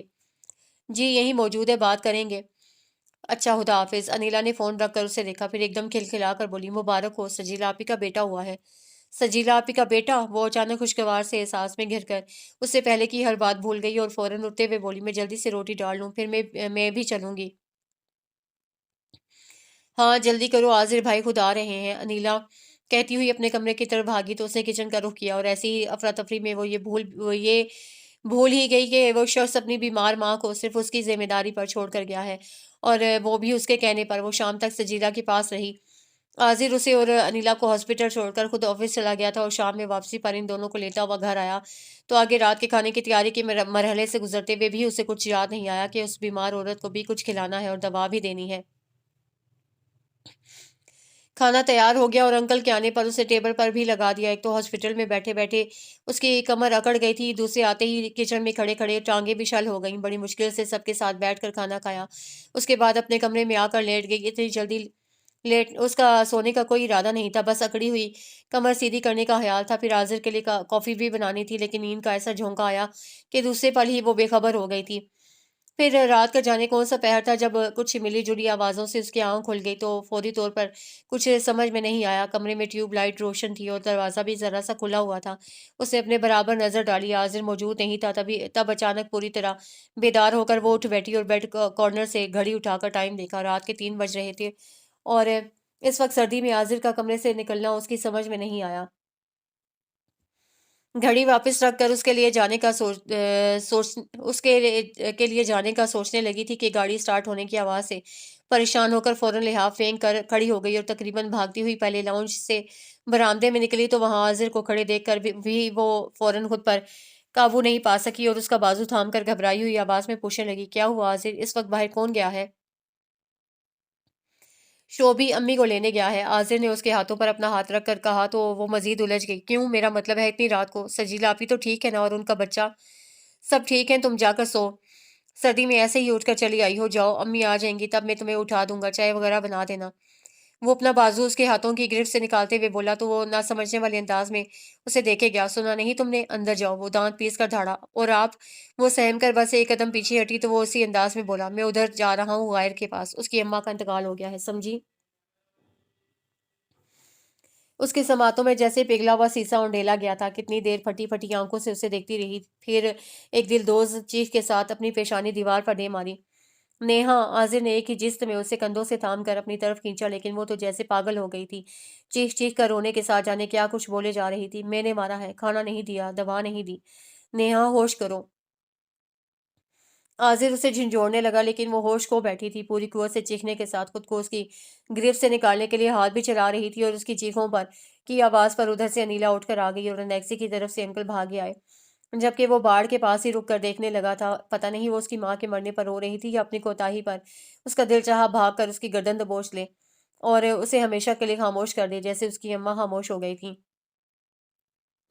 اماں! اس کے دل میں ٹیس اٹھنے لگی اور آنکھیں دھندلا گئیں تو وہ وہیں سے واپس پلٹ گیا تھا۔ اندر چلو نیہا۔ عاذر اسے گھسیٹ رہا تھا لیکن وہ اس کے قابو میں ہی نہیں آ رہی تھی۔ تب انکل نے وہیں لا کر انجیکشن اس کے بازو میں چبو دیا تو چند لمحوں میں وہ بے دم ہو کر عاذر کے بازو میں جھول گئی تھی۔ جب اسے ہوش آیا، خالہ اس کے قریب بیٹھی دھیرے دھیرے اس کے بالوں میں انگلیاں پھیر رہی تھیں۔ ان کی انگلیوں کے لمس میں وہی ممی جیسی نرمی اور محبت تھی۔ وہ کچھ دیر ان کی اس محبت کو محسوس کرتی رہی، پھر آہستہ سے ان کے ہاتھ پر اپنا ہاتھ رکھ کر پوچھنے لگی، آپ کب آئی خالہ؟ میں نہیں، تم آئی ہو، عاذر چھوڑ کر گیا ہے تمہیں میرے پاس۔ خالہ نے کہا تو اس کی نظریں ان کے چہرے سے ہٹ کر کمرے میں چاروں اور بھٹکنے لگیں اور پھر یکلخت اس کا ذہن بیدار ہو گیا۔ خالہ؟ وہ غائر کی اماں، آپ جانتی ہیں انہیں؟ وہ بہت بیمار تھی، میں نے انہیں دوا نہیں دی اور وہ بیچاری مر گئیں۔ وہ دکھ سے بولتے ہوئے دونوں ہاتھ منہ پر رکھ کر سسکنے لگی۔ تو خالہ ایک دم پریشان ہو گئی۔ نہیں نہیں بیٹی، ایسا نہیں کہتے، یہ خدائی کام ہے، ان کا وقت پورا ہو گیا تھا، چلی گئیں، تم اپنے دل پر بوجھ مت ڈالو۔ کیسے نہیں خالہ، میں نے خود کہا تھا غائر سے کہ میں اس کی اماں کو دلیا بنا کر کھلاؤں گی اور وقت پر دوا بھی دوں گی، لیکن میں پھر ادھر گئی ہی نہیں۔ سجیلا آپی کے پاس ہاسپٹل چلی گئی تھی اور شام میں آ کر بھی مجھے یاد نہیں رہا۔ سارا دن وہ بیچاری احساس جرم اسے بری طرح تڑپا رہا تھا۔ اس میں تمہارا کیا قصور ہے بیٹی؟ وہ جو ان کے اصل رشتہ دار ہیں، انہوں نے کیا کیا ان کے لیے؟ اصل ان کا فرض بنتا تھا اور انہیں کوئی پرواہ ہی نہیں۔ تم خواہاں ہلکان ہو رہی ہو، چلو اٹھو، منہ ہاتھ دھو، میں دلہن سے کہتی ہوں تمہارے لیے کھانا گرم کرے۔ خالہ کو غالباً اصل صورتحال سمجھ میں نہیں آئی تھی، جب بھی اسے بری الذمہ قرار دے کر اٹھ کھڑی ہوئی، لیکن وہ کسی طرح خود کو بری نہیں کر سکی۔ اس کے برعکس اس کے اندر جرم کا احساس بڑھتا جا رہا تھا۔ سارا دن وقفے وقفے سے وہ روتی رہی تھی، جس سے اس کی آنکھیں سرخ ہونے کے ساتھ سوج بھی گئی تھیں۔ البتہ آنسو اب خشک ہو گئے تھے کہ وہ اگر رونا چاہتی تب بھی آنکھیں خالی ہی رہتی، اور ایسے ہی خالی خالی آنکھوں سے وہ چھت کو گھور رہی تھی جب حاضر کمرے میں داخل ہوا، پھر بیٹھ کے قریب آ کر پوچھنے لگا، کیسی طبیعت ہے تمہاری؟ وہ بہت خاموشی سے چھت سے نظریں ہٹا کر اسے دیکھنے لگی تو اس کی آنکھوں کی سرخی اور سوجن پر وہ قدرے ٹھٹکا، پھر کرسی کھینچ کر بیٹھتے ہوئے بولا، میری سمجھ میں نہیں آ رہا، راتوں میں کیا ہو گیا تھا؟ اتنا تو کوئی اپنے بہت قریبی عزیز کے مرنے پر نہیں روتا جتنا تم۔ وہ بات ادھوری چھوڑ کر سگریٹ سلگا کر بولا، میرا خیال ہے تمہاری ان سے کوئی دور کی رشتہ داری بھی نہیں تھی۔ نہیں تھی، لیکن آپ کے حوالے سے ہو گئی تھی، لیکن یہاں بات رشتہ داری کی نہیں ہے حاضر، انسانیت کی ہے، احساس کی ہے۔ وہ بہت دکھ سے کہہ کر پلکیں موند گئی تو کتنی دیر بعد حاضر کی آواز سنائی دی، اب کیا پروگرام ہے تمہارا؟ یہیں رہو گی یا چلو گی میرے ساتھ؟ یہاں کتنے دن رہنا ہے؟ آخر تو واپس جانا ہے۔ اس نے سوچا اور اسے کچھ کہے بغیر لحاف سے نکل کر کھڑی ہو گئی اور ہاتھوں سے بال ٹھیک کر رہی تھی کہ بھابھی چائے لے کر آ گئیں۔ ناحق زحمت کی آپ نے، ہم جا رہے ہیں۔ आजिर ने एक नजर ट्रे पर डालकर कहा तो भाभी ने कदरे ताज्जुब से पूछा, हमसे क्या मतलब, क्या नेहा भी? जी, मेरी तरफ से कोई जबरदस्ती नहीं है, ये खुद जाने के लिए तैयार हो गई हैं। आजिर ने फौरन अपना दामन बचाया तो वो उसकी बात रखने की खातिर कहने लगी, जी भाभी मैं खुद जा रही हूँ। ऐसे वक्त में मुझे वहीं होना चाहिए, घर में लोगों का आना जाना होगा, सब पूछेंगे। ये तो है। भाभी उसकी तायद करते हुए बोली, बहरहाल अपना ख्याल रखना। और हाँ, खाना बस तैयार है, खाकर जाइएगा आप लोग। सॉरी, इतनी देर नहीं रुक सकता, फिर कभी फुर्सत से आएंगे तो खाना खा लेंगे, अभी ये चाय ठीक है। वो हद दर्जा गैरियत बरत रहा था, आप चाय पिए, मैं हाला से मिल लूँ। वो कहती हुई कमरे से निकल आई और खाला के पास बस खड़े खड़े ही कुछ बातें की थी कि वो आ गया। फिर वहीं से वो उसके साथ बाहर निकल आई और तमाम रास्ता खुद को समझाती रही कि उसे खुद पर काबू रखना चाहिए और अब उसे रोना भी नहीं है। लेकिन जैसे ही गाड़ी गेट से अंदर दाखिल हुई उसका दिल डूबने लगा। यूं महसूस हुआ अभी बाढ़ में से निकलकर वो सामने आ खड़ा होगा और कहेगा, जो जिम्मेदारी तुम निभा नहीं सकती थी वो अपने सर ली क्यों? क्या हुआ, उतरना नहीं है? आजिर ने टोका। तब वो जल्दी से अपनी तरफ का दरवाजा खोलकर उतरी और तेज तेज कदमों से अंदर आ गई। अनीला और शोभी टीवी ऑन किए बैठे थे और पुप्पो तेज तेज फोन पर जाने किससे बातें कर रही थी। वो कुछ देर वहीं खड़ी रही कि शायद कोई उससे मुखातिब हो, लेकिन एक सरसरी नजर के बाद दोबारा कोई उसकी तरफ मुतवज्जे नहीं हुआ। तब वो अपने कमरे में आ गई। उसकी समझ में नहीं आ रहा था कि अपने बेगाने कैसे हो जाते हैं। ये वही लोग थे जब वो नॉर्वे से आई थी तो सारा वक्त उसके साथ लगे रहते थे और अब इतने अजनबी हो गए थे कि हाल पूछना भी शायद अपनी तौहीन समझते थे। पता नहीं ये लोग हमेशा से ऐसे ही थे या उसे किसी बात का बदला ले रहे थे। हो सकता है मम्मी डैडी से कोई पुरानी दुश्मनी हो। उसे तकिए पर सर रखते हुए सोचा तो उसे मम्मी की बातें याद आने लगीं, जो आजिर के प्रपोजल पर उन्होंने बार बार उससे कहा था कि वो अच्छी तरह सोच ले और देख भी ले कि आया वो इस माहौल में एडजस्ट कर सकती है या नहीं।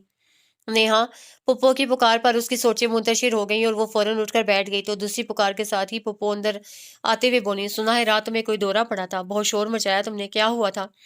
वो क्या कहती, इंतहाई तासुफ से उन्हें देखे गई। मुझे तो अभी भी तुम ठीक नहीं लग रही।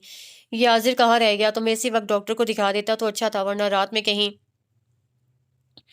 मुझे कुछ नहीं हुआ पुप्पो, बस वो आंटी की डेथ से। वो फौरन बोली कि थी कि खामोश हो गई। हाँ, जितनी उम्र थी उसकी गुजार गई। हम तो अब उसके लिए दुआ ही कर सकते हैं। पहले अगर गायर उसकी बीमारी का बताता तो कुछ दवा दारू भी कर देते, लेकिन वो लड़का तो जाने अपने आप को क्या समझता है। आखिर में उन्होंने नखुवत से सर झटका और वो शायद उनका अंदाज समझी नहीं जब भी सादगी से बोली, दवा तो वो भी लाए थे, लेकिन के साथ ही जो उनके एहसास ने फिर उसे गिरफ्त में ले लिया था कि फिर पुप्पो ने पता नहीं क्या कहा और क्या बुड़बुड़ाती हुई गई। उसे कुछ सुनाई नहीं दिया। गुमसुम उन्हें देखती रही, फिर तकिए में मुंह छुपा कर लेटी तो ना खाने पर बुलाए जाने पर उठी, ना हाजिर के आने पर वो भी उसे सोता समझकर सो गया था। फिर सुबह वो ना सिर्फ मामूल के मुताबिक उठ गई बल्कि नाश्ता बनाने के लिए किचन में भी जा पहुंची थी, क्योंकि समझ गई थी कि यहाँ उसकी नाज बर्दारी करने वाला कोई नहीं और वाकई किसी ने झूठे मुंह भी नहीं कहा कि उसे अभी आराम करना चाहिए। उसके बरक्स बड़ी ढिठाई से नाश्ता करके सब रवाना हो गए, यहाँ तक कि फूफो भी सजीला आपी के पास जाने को तैयार हो गई। तो वो उनसे बड़ी आजिज़ी से बोली, आप नहीं जाएं फूफो, मुझे अकेले डर लगेगा। हाँ, अपने घर में डर कैसा, बाहर चौकीदार मौजूद है, मैं उसे ताकीद कर जाऊंगी कि मेरी वापसी तक कोई घर में ना आए। चलो तुम गेट अंदर से बंद कर लो।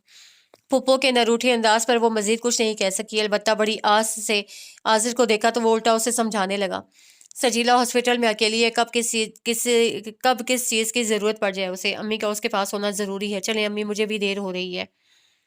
हाँ चलो नेहा, तुम गेट बंद करो। पोपो बड़े फातिहाना अंदाज में आगे चल पड़ी। बेशक वो अपने बेटे पर हक रखती थी, लेकिन वो उसका नाजायज इस्तेमाल कर रही थी। उसे बहुत खामोशी से उन दोनों को जाते हुए देखा, फिर उनके पीछे गेट बंद करके पलटी तो बेख्तियार नजरें बाढ़ के उस तरफ बहकने लगी जहां सोगवार सी वीरानी छाई थी। वो किसी मामूल की तरह उस तरफ चल पड़ी।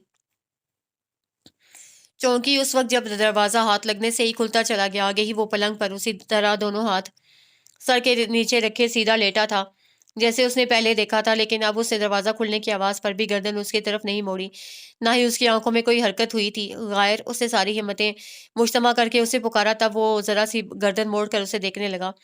उसकी सुर्ख अंगारा आंखें जाने शिद्दत गिरिया के बायस थी या शिद्दत जब्त के, या हो सकता है रज जगह की लाली हो जिसने उसके अंदर मुजरिमाना एहसास को सवा कर दिया। वे बेख्तियार हाथ जोड़कर बोली, मुझे माफ कर दें प्लीज। वो एक झटके से उठ बैठा लेकिन बोला कुछ नहीं। मैं बहुत बुरी हूँ, बल्कि मुजरिम हूँ, आप जो चाहे सजा दे ले मुझे। میں اس کے گلے میں گولا سا اٹک گیا، آنکھیں چھلک پڑیں تو انتہائی بے بسی سے دانتوں سے نچلا ہونٹ کاٹنے لگی، لیکن وہ اس کی طرف متوجہ نہیں ہوا۔ مزید چہرہ دوسری سمت موڑ لیا تو اس نے دھندلائی آنکھوں سے اس کی اماں کے خالی پلنگ کو دیکھا، پھر ایک دم دونوں ہاتھوں میں چہرہ چھپا کر پھوٹ پھوٹ کر رونے لگی۔ کتنی دیر بعد جب آنسو اپنے آپ تھم گئے تب اسے دیکھا وہ کمرے میں موجود نہیں تھا، پتہ نہیں کچن میں یا کہیں باہر نکل گیا تھا، گویا اسے معاف نہیں کیا تھا، جبھی تو کچھ کہے بغیر چلا گیا تھا، جس سے وہ مزید دل گرفتہ سی ہو کر واپس چلی آئی۔ اور پھر اس کے لیے ایک ایک پل عذاب ہو گیا۔ اپنے طور پر بہت کوشش کرتی کہ اس واقعے کو بھول جائے، لیکن اسے کامیابی نہیں ہوئی، نہ ہی وہ خود کو یہ سمجھانے میں کامیاب ہو سکی کہ اس عورت کی زندگی اتنی ہی تھی۔ وہ وقت پر دوا دیتی تب بھی اسے جانا تھا، اس کے برعکس جرم کا احساس زیادہ تھا جو اسے چین نہیں لینے دیتا تھا۔ حالانکہ وہ اتنی قصوروار نہیں تھی، لیکن ہمیشہ کی طرح نرم دل اور حساس، جس سے دانستہ کبھی کسی کو معمولی زخم بھی نہیں پہنچائی تھی، اس کے لیے یہ اتفاقی حادثہ روک بن گیا تھا۔ اگر غائر احمد معاف کر دیتا تو شاید کچھ چین مل جاتا، لیکن وہ تو اس روز کے بعد سے پتہ نہیں کہاں چلا گیا تھا۔ دن میں ایک بار وہ ضرور اس کے دروازے پر جاتی اور ہر بار دروازہ لاک ملتا۔ اس گھر میں کسی کو پرواہ ہی نہیں تھی، بلکہ پہلے بھی اس ماں بیٹے کا کوئی ذکر نہیں ہوتا تھا، جیسے سرے سے ان کا کوئی وجود ہی نہ ہو، اور خود اس نے جب بھی ذکر کیا تو اسے ہنسی ناگواری کا سامنا کرنا پڑا، اس لیے وہ کسی سے اس کے بارے میں پوچھتے ہوئے ڈرتی تھی۔ لیکن جب کافی دن ہو گئے تب اس رات بہت ہمت کر کے عاضر سے پوچھ لیا، عاضر وہ جو نیکسی میں آپ کا کزن تھا وہ کہیں چلا گیا کیا؟ نہیں تو کیوں؟ عاضر نے حسب سابق پیشانی پر بل ڈال کر اسے دیکھا تو وہ اپنے ناخنوں سے کھیلتی ہوئی بولی، بس یوں ہی مجھے اس کی اماں کا خیال آ گیا تھا، کیسے اچانک چلی گئیں، جانے کیا کیا ارمان ہوں گے ان کے دل میں۔ کوئی تعجب کی بات نہیں، نالائق بیٹوں کی مائیں یوں ہی ارمان دل میں لیے چلی جاتی ہیں۔ عاضر کے لہجے میں استہزاء تھا، جیسے محسوس کر کے وہ بے اختیار بولی، لیکن ان کا بیٹا نالائق تو نہیں ہے؟ تمہیں کیا پتا، اول درجے کا آوارہ اوباش ہے، اس کا غم تو لے گیا اس کی ماں کو۔ نہیں عاضر، وہ جانے کیا کہنے جا رہی تھی کہ اس کی چپتی ہوئی نظروں سے ایک دم خاموش ہو گئی۔ تمہیں اس سے کیا ہمدردی ہے؟ عاضر کا لہجہ بھی چپتا ہوا تھا، اور ایسے میں وہ اسے کیا بتاتی کہ وہ کتنی اذیت میں ہے، جس سے نجات حاصل کرنے کے لیے وہ غیر احمد سے معافی مانگنا چاہتی ہے، اور اس کے معاف کر دینے کے بعد ہی وہ پرسکون ہو سکے گی۔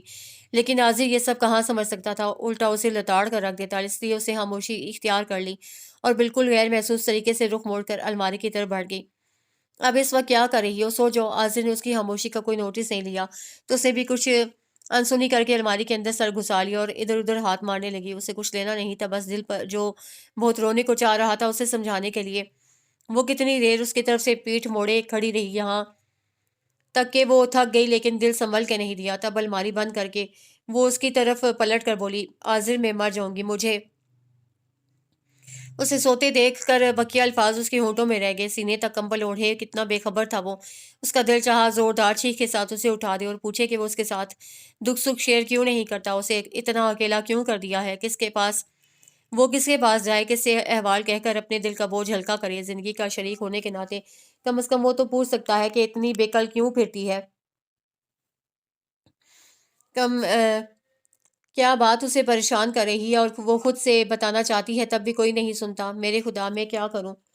وہ اپنے دکھ پر آنسو بہاتی لائٹ آف کر کے کمرے سے نکل آئی۔ اس کے اندر بے حد گھٹن تھی، جسے کم کرنے کے لیے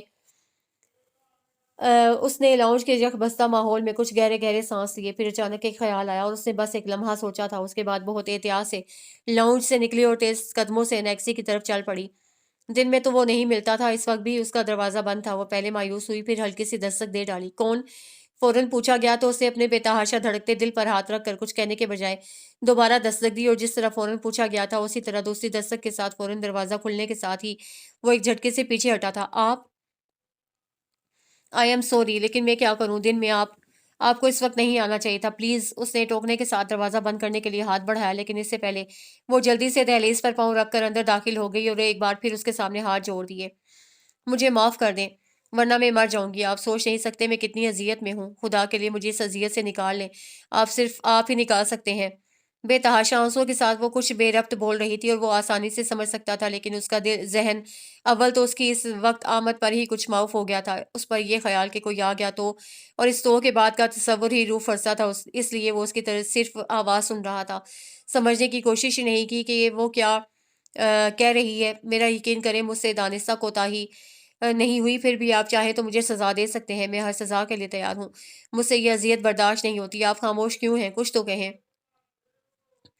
اس نے بہت عاجزی سے اس کا بازو تھام کر ہلایا تو وہ جو اس کی آنکھوں کے ساگر میں ڈوب رہا تھا چونکنے کے ساتھ ہی اسے سامنے سے دھکیل کر باہر نکلتا چلا گیا۔ غائر احمد اسے پکارنے کے لیے اس کے صرف ہونٹ ہل کر رہ گئے، آواز آنسوں میں ڈوب گئی، تو اپنی اس کوشش میں ناکامی پر وہ وہیں اس کی اماں کے پلنگ پر ڈہ گئی، اور بہت دیر بعد جب دل کچھ قابو میں آیا تب بوجھل قدموں سے واپس آئی تو لاؤنج میں سب کو بیٹھے دیکھ کر اس کے پیروں تلے سے زمین نکل گئی۔ ابھی پہلے نہ کردہ گناہ کی سزا تمام نہیں ہوئی تھی کہ دوسرا پل سے رات آ گیا تھا۔ کر آئی منہ کالا، میں پوچھتی ہوں کیا کمی ہے میرے بیٹے میں جو تم بھاگ بھاگ کر اس کے پاس جاتی ہو؟ پھپھو زہر خند سے کہتی ہوئی اپنی جگہ سے اٹھی تھی۔ ان کی تقلید میں عاذر اٹھ کھڑا ہوا تو وہ بھاگ کر ان کا بازو تھام کر بولی، خدا کے لیے عاذر مجھے غلط نہیں سمجھے۔ چٹاخ عاذر کے دو زوردار تھپڑ نے اسے چکرا دیا تھا۔ آنسو پلکوں میں ہی جم کر رہ گئے اور الفاظ ہونٹوں میں۔ میں نے پہلے ہی کہا تھا باہر سے آنے والی لڑکیاں ایک کے ساتھ نہیں رہ سکتی ہیں، لیکن تمہیں میری بات سمجھ میں نہیں آئی تھی۔ پھپھو عاذر سے مخاطب ہو کر اس کی ذات و کردار کے پر خرچے اڑانے لگی۔ اب دیکھ لیا تم نے اپنی آنکھوں سے، دن میں کتنی بار مجھے چکر دے کر ادھر جاتی ہے اور اب رات میں بھی اس کو چین نہیں ہے۔ اف اتنی ذلت، ایسی رسوائی، کاش زمین پھٹے اور وہ اس میں سما جائے۔ اس کا سر جھک گیا اور پلکوں پر جمے آنسو قطرہ قطرہ ٹپک کر کارپیٹ میں جذب ہونے لگے۔ پوچھو اس سے یہ وہاں کیا کرنے گئی تھی؟ پھپھو عاذر کو مزید اکسا رہی تھی اور وہ پوچھنے کے بجائے ایک دم اس کے بال مٹھی میں جکڑ کر بولا، ذلیل لڑکی، اس دو کوڑی کے شخص کے ہاتھوں میری عزت و غیرت نیلام کرتے تمہیں شرم نہیں آئی؟ بھول گئی تم کہ یہ ناروے نہیں پاکستان ہے؟ یہاں وہ کچھ نہیں ہوتا جو تم وہاں کر آئی ہو۔ وہ ہاتھ سے زیادہ اس کی زبان کے نشتروں سے چھلنی ہو رہی تھی، لیکن اپنی صفائی میں اسے مزید ایک لفظ نہیں کہا، بس پھٹی پھٹی آنکھوں سے دیکھتی رہی۔ عاذر کا بس نہیں چل رہا تھا کہ اس کے ٹکڑے ٹکڑے کر دے۔ جب اس کی طرف سے کوئی مزاحمت نہیں ہوئی تو وہ اسے دور دھکیل کر چلایا، دور کرو اسے میری نظروں سے، ورنہ میں شوٹ کر دوں گا اسے اور اس حرام زادے کو بھی۔ شوبی نکالو اسے باہر اور اس کے باپ کو بلاؤ، جو خود نہیں سنبھال سکا اسے تو ہمارے پاس چھوڑ گیا۔ ہاں ضرور اسے وہاں کوئی گل کھلایا ہوگا۔ جو پھپھو بھی شروع ہو گئی اور اس سے زیادہ سننے کی تاب نہیں تھی۔ بمشکل خود کو گھسیٹتی ہوئی دروازے کی طرف بڑھنے لگی تو شوبی جانے خود یہ سے یا کسی کے اشارے پر فوراً حرکت میں آ گیا اور اس کے گیٹ تک پہنچنے سے پہلے گاڑی باہر نکال لی، پھر اس کے آنے پر دروازہ کھول کر زبردستی اسے بٹھایا تھا۔ اسے خالہ کے گھر میں ایک ہفتہ ہو گیا تھا اور اس دوران خالہ جان، احمد بھائی اور بھابھی بھی اسے پوچھ پوچھ کر تک گئی تھیں کہ اس کے ساتھ کیا ہوا، ایسے کیا بات ہو گئی جو رات کے تیسرے پہر شوبی اسے چھوڑ گیا تھا۔ لیکن اس کے ہونٹوں پر چپ کی ایسی مہر لگی تھی جو ٹوٹ کے نہیں تھی، اس لیے نہیں کہ اسے کوئی گناہ کیا تھا یا اپنے کیے پر شرمندہ تھی، بلکہ پھپھو اور سب گھر والوں سے زیادہ عاذر کی بدگمانی نے اسے اپنی ہی نظروں میں گرا دیا تھا۔ کتنا مان تھا اسے اس شخص پر جس کی محبت میں وہ سب کے بدصورت رویوں کو برداشت کر رہی تھی، اور اس نے تصدیق کی ضرورت ہی نہیں سمجھی بلکہ چھوٹے ہی کہہ دیا کہ وہ اس کی عزت و غیرت نیلام کر آئی ہے۔ اف، اتنا بھیانک الزام، اور اتنے یقین کے ساتھ کہ وہ اپنی بقیہ ساری زندگی کی تپسیا سے بھی اسے نہیں دھو سکتی تھی، پھر وہ کیوں اپنی بے گناہی کی قسمیں کھائے؟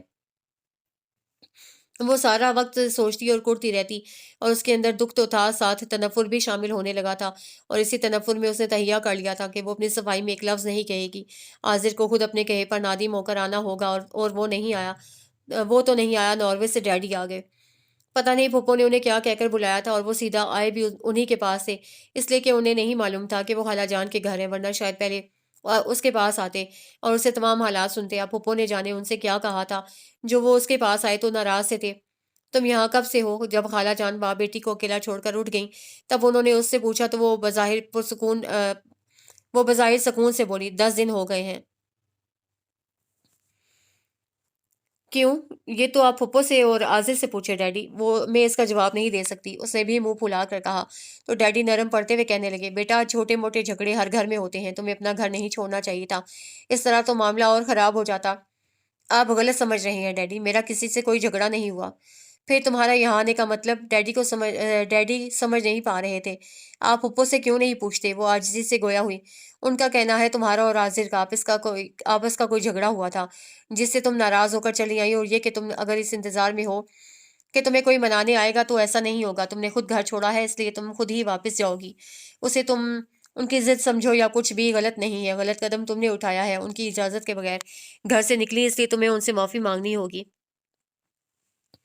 ڈیڈی کو صحیح بات کا علم نہیں تھا، اس لیے پھپھو کی طرفداری کرتے ہوئے اس پر ناراض ہو رہے تھے۔ میں ایک بار نہیں 100 بار معافی مانگنے کو تیار ہوں، اگر جو پھپھو اور عاذر مجھ پر لگایا بہتان واپس لیں یا سچ ثابت کر دکھائیں۔ وہ ایک دم حقیقت بتانے پر آمادہ ہو کر کہنے لگی، میرا جرم یہ ہے کہ میں غیر احمد سے اپنی کوتاہی کی معافی مانگنے گئی تھی۔ اس پر پھپھو اور عاضر نے بھی میری کردار کشی کی اور یہاں تک کہا کہ میں ناروے میں ایسے ہی کسی گناہ کی مرتکب ہوئی ہوں جو آپ مجھے یہاں لا کر ان کے سر تھوپ گئے۔ اس کے بعد آپ بتائیں میں کیسے وہاں رکتی، جبکہ عاضر مجھ پر تشدد بھی کر رہے تھے۔ انہوں نے مجھے بالوں سے گھسیٹا اور بس بیٹا، ڈیڈی نے ہاتھ اٹھا کر اسے مزید بولنے سے روک دیا اور کتنی دیر خود پر ضبط کرنے کے بعد بولے، تب بھی ان کی آواز میں غصہ تھا۔ کیا سمجھا تھا انہوں نے تمہیں؟ یتیم لاوارث؟ کوئی تمہارا پوچھنے والا نہیں؟ میں تمہیں ان کے سر تھوپ گیا یا انہوں نے؟ اور بیٹا تم نے اتنا وقت کیسے گزارا؟ کبھی اشارتاً بھی کچھ نہیں بتایا؟ ہر دوسرے ہفتے تمہاری ممی تمہیں فون کرتی رہی ہیں، ان سے بھی کچھ نہیں کہا؟ کس بات کا خوف تھا تمہیں؟ کسی بات کا خوف نہیں تھا ڈیڈی، بس میں چاہتی تھی گھر کے ماحول میں کوئی کشیدگی نہ ہو اور گھر کی بات باہر نہ جائے، اس لیے میں سب کے بدصورت رویوں کو اگنور کرتی رہی اور پھر میرا خیال تھا کسی دن سب کو خود ہی احساس ہو جائے گا، لیکن اس کے برعکس سب نے یہ سمجھ لیا جیسے میں مکمل طور پر ان کے رحم و کرم پر ہوں اور ان کی زیادتیاں سہنے پر مجبور۔ وہ دکھ سے بتا رہی تھی۔ ڈیڈی نے اسے اپنے ساتھ لگا کر تسلی دی، پھر غائر احمد کی والدہ کے انتقال سے ساری تفصیل سننے کے بعد کہنے لگے، تم ابھی یہیں رہو، میں تمہاری پھپھو سے بات کرنے کے بعد تمہیں لے جاؤں گا۔ کہاں؟ اس نے چونک کر پوچھا تو ڈیڈی نے جانے سنا یا نہیں کزن جواب دینے سے گریز کیا۔ اٹھتے ہوئے بولی، میں چلتا ہوں، صبح آؤں گا، اور بیٹا تم اپنے ذہن پر مزید بوجھ مت ڈالو، اپنا خیال رکھو، اوکے؟ اس نے ذرا سا سر ہلایا اور ان کے پیچھے دروازے تک جا کر پلٹ آئی، کیونکہ آگے وہ خالہ جان کو ساری تفصیل بتانے کھڑے ہو گئے تھے۔ اس کے بعد پتہ نہیں وہ کب گئے، وہ نونی کو اس کا ہوم ورک کروانے میں لگ گئی تھی۔ پھر صبح ناشتے کے بعد سے ہی وہ ڈیڈی کا انتظار کرنے لگی، اور پتہ نہیں کیا بات تھی کہ صبح سے دوپہر ہو گئی وہ خود آئے نہ فون کیا، جس سے وہ ہاسی متوحش سی ہو کر جانے کیا کیا قیاس کرنے لگی۔ خالہ جان نے اس کی بے چینی دیکھتے ہوئے ایک دو بار کہا کہ وہ فون کر کے معلوم کرتی ہیں، لیکن اس نے انہیں روک دیا اور اپنا دھیان بٹانے کے لیے ان سے ادھر ادھر کی باتیں کرنے لگی۔ 4 بجے کے قریب جب اسے کافی وقت گزرنے کا احساس ہوا تب ڈیڈی بھی آ گئے۔ ان کے چہرے پر کوئی غیر معمولی تاثر نہیں تھا جس سے وہ ٹھٹکتی یا کچھ قیاس کرتی، البتہ ان کے اکیلے آنے پر اس کی چھٹی حس الارم بجانے لگی تھی۔ پھر بھی اسے فوراً کوئی سوال نہیں کیا اور ان کے بیٹھنے کے بعد پوچھنے لگی، آپ کے لیے چائے لاؤں ڈیڈی؟ ابھی نہیں بیٹا، ڈیڈی اسے جواب دے کر خالہ جان کی طرف متوجہ ہو کر کہنے لگے، میں تو بہت بے فکر تھا کہ میری بیٹی اپنوں میں ہے، لیکن یہاں تو خون ہی سفید ہو گئے ہیں، آپا کو اور کوئی رشتہ یاد ہی نہیں، صرف نیہا کی ساس بن کر بات کر رہی ہیں، اور وہ بھی اس طرح جیسے ہماری ان کے سامنے کوئی حیثیت کوئی حقیقت نہ ہو۔ کہتی ہیں چھوڑ جاؤ بیٹی کو یہاں، ہم اسے برداشت کر لیں گے اور اسے بھی ہمارا احسان سمجھو، ورنہ ایسی لڑکیوں کو۔ ڈیڈی اس کی موجودگی کی وجہ سے خاموش ہو گئے۔ تم نے کیا کہا؟ خالہ جان نے پوچھا تو ڈیڈی گہری سانس کھینچ کر رہ گئے جس سے ان کی بے بسی ظاہر ہو رہی تھی۔ تب اس نے قریب ہو کر ان کا ہاتھ تھام لیا۔ ڈیڈی اگر آپ کہیں گے تو میں چلی جاؤں گی پھپھو کے گھر۔ نہیں بیٹا، ڈیڈی فوراً بولے، انہیں میں صاف انکار کرایا ہوں کہ وہ اگر اپنی تنگ نظری پر نادم ہو کر آئیں گے تب بھی میں تمہیں نہیں بھیجوں گا، تم میرے ساتھ چلو گی ناروے؟ اس نے حیران ہو کر دیکھا۔ ہاں، میں نے تمہاری ممی سے فون پر بات کی ہے، انہوں نے بھی یہی کہا ہے کہ میں تمہیں ساتھ لے کر آؤں۔ ڈیڈی کے حتمی انداز پر خالہ جان تشویش سے بولی، اس طرح تو معاملہ اور بگڑ جائے گا، اس کے یہاں رہنے سے بھی ٹھیک نہیں ہوگا۔ جو سلوک انہوں نے نیہا کے ساتھ کیا ہے اس سے میں اسے دوبارہ وہاں بھیجنا بھی نہیں چاہتا۔ اگر عاضر کو بیوی کا خیال ہوگا تو اسے وہیں آنا ہوگا ناروے میں، سیٹ کر دوں گا اسے وہاں پر، یہاں تو سوال ہی پیدا نہیں ہوتا۔ ڈیڈی کا انداز ہنوس تھا۔ تم تیاری کرو بیٹا، تمہارا پاسپورٹ کہاں ہے؟ ظاہر ہے وہیں ہوگا، یہاں تو یہ تن کے 3 کپڑوں میں آئی تھی، اس کے بجائے خالہ جان نے کہا تو ڈیڈی کچھ دیر خاموش رہنے کے بعد کہنے لگے، ٹھیک ہے میں وہاں سے پاسپورٹ لے لوں گا، اور کوئی اپنا سامان تمہیں لینا ہو تو بتا دو۔ اس نے آہستہ سے نفی میں سر ہلایا اور اٹھ کر دوسرے کمرے میں آ گئی۔ اس کے سمجھ میں نہیں آ رہا تھا کہ یہ سب کیا ہو رہا ہے، گو کہ وہ خود بھی متنفر تھی اور یہ طے تھا کہ جب تک عاضر اس کی پارسائی کا یقین کر کے اس کے پاس نہیں آئے گا وہ اس گھر میں نہیں جائے گی، لیکن اس کا یہ مطلب تو نہیں تھا کہ وہ یہ ملک ہی چھوڑ جائے۔ پتہ نہیں ڈیڈی نے غصے میں یہ فیصلہ کیا تھا یا انہیں اس میں اس کی بہتری نظر آئی تھی۔ وہ بہرحال خوش نہیں تھی اور اسے سوچ لیا کہ اب جب ڈیڈی اسے ساتھ لے جانے کی بات کریں گے تو وہ انہیں منع کر دے گی۔ لیکن جب اگلے روز ڈیڈی آئے تو ان کے چہرے پر تھکن، آزردگی اور محسوس کیا جانے والا دکھ تھا، جس سے وہ اپنے آپ میں ندامت محسوس کرنے لگی کہ اس کی وجہ سے انہیں توہین آمیز رویوں کا سامنا کرنا پڑ رہا ہے، اور مزید ان کی کسی بات سے اختلاف کر کے وہ انہیں اور دکھ نہیں دے سکتی تھی، اس لیے ان کے ساتھ جانے پر آمادہ ہو کر پوچھنے لگی، میرا پاسپورٹ مل گیا ڈیڈی؟ کب جانا ہے؟ تمہیں ابھی یہ کچھ دن یہیں رہنا ہوگا بیٹا، کیونکہ عاضر نے تمہارا پاسپورٹ ضائع کر دیا ہے، البتہ میری سیٹ کنفرم ہو گئی ہے، آج رات 11 بجے کی فلائٹ ہے، میں انشاءاللہ 1 ہفتے میں تمہارا پاسپورٹ اور ٹکٹ بھی بھجوا دوں گا۔ تم کسی بات کی فکر نہیں کرنا، جتنے دن یہاں ہو خوش رہو اور اپنی خالہ جان کی خدمت کرو۔ ڈیڈی نے کہا تو وہ ان کی پہلی بات سے ہی کچھ اطمینان سے ہو گئی تھی، اس لیے مسکرا کر بولی، خالہ جان تو مجھے چائے تک نہیں بنانے دیتی، بالکل مہمان سمجھتی ہیں، حالانکہ اتنے دنوں سے میں رہ رہی ہوں ان کے پاس۔ ڈیڈی غالباً کچھ اور سوچنے لگے تھے جب یہ ہوں کی آواز نکال کر رہ گئے تو اسے خالہ جان کو دیکھا اور ان کے اشارے پر وہاں سے اٹھ گئی تھی۔ وہ جانتی تھی ڈیڈی اپنے کہنے کے مطابق 1 یا زیادہ سے زیادہ 2 ہفتے میں اس کا پاسپورٹ اور ٹکٹ بھجوا دیں گے، پھر اسے ہر صورت جانا ہوگا، اور وہ ابھی بھی اس ششوپنج میں تھی۔ پتہ نہیں ڈیڈی نے عاذر کو اس کے ناروے جانے کا بتایا تھا یا نہیں، اسے یہ بھی معلوم نہیں تھا، اور وہ اپنے طور پر سوچ رہی تھی کہ جب عاذر کو معلوم ہوگا تو وہ ضرور اسے روکنے کی کوشش کرے گا۔ ایک کوشش تو وہ اس کا پاسپورٹ ضائع کر کے ہی کر چکا تھا، اور لاشعوری طور پر وہ اس کی اگلی کوشش کی منتظر تھی کہ شاید وہ آ جائے اپنے کہنے پر نادم ہو کر، یا اس کی محبت میں۔ اس وقت وہ اسی نہج پر سوچ رہی تھی کہ خالہ جان ٹوکتی ہوئی کہنے لگیں، کیوں اپنے دماغ پر بوجھ ڈالتی ہو، اس طرح تو صحت خراب ہو جائے گی تمہاری، ایسا بولا کرو۔ ایک بات پوچھوں خالہ جان؟ وہ ان کی بات انسنی کرتی ہوئی بولی، ضرور پوچھو۔ اگر میرے پاسپورٹ اور ٹکٹ سے پہلے حاضر آگے مجھے لینے تو۔ وہ ادھوری بات چھوڑ کر سوالیہ نظروں سے دیکھنے لگی تو خالہ جان نفی میں سر ہلاتی ہوئی بولی، وہ نہیں آئے گا بیٹی۔ فرض کریں؟ کیا فرض کروں جب اسے ناتا ہی توڑ دیا؟ خالہ جان نے ایک دم نچلا ہونٹ دانتوں میں دبا لیا، لیکن اسے بڑی زور کا دھچکا لگا تھا۔ کیا کہا آپ نے؟ ناتا توڑ دیا اس نے؟ کیسے؟ بتائیں نا خالہ جان، کیا کہا ہے اس نے؟ وہ ان کا بازو جھنجھوڑنے لگی۔ طلاق دے دی ہے اسے تمہیں؟ خالہ جان جیسے بہت مجبور ہو کر بولی تھیں، اور وہ سناٹے میں آ گئی۔ کیا کرے بیٹی، سب نصیب کی بات ہے، خیر تم اسے جی کا روگ نہ بناؤ، اللہ سلامت رکھے تمہارے ماں باپ کو، تمہارے لیے کوئی کمی تھوڑی ہے۔ خالہ جان اب اسے تسلی دینے لگی تھی اور اس کی آنکھیں جل تھل ہو گئیں۔ نہ بیٹی رو نہیں۔ خالہ جان نے اس کا سر اپنی گود میں رکھ لیا تو وہ پھوٹ پھوٹ کر روئی۔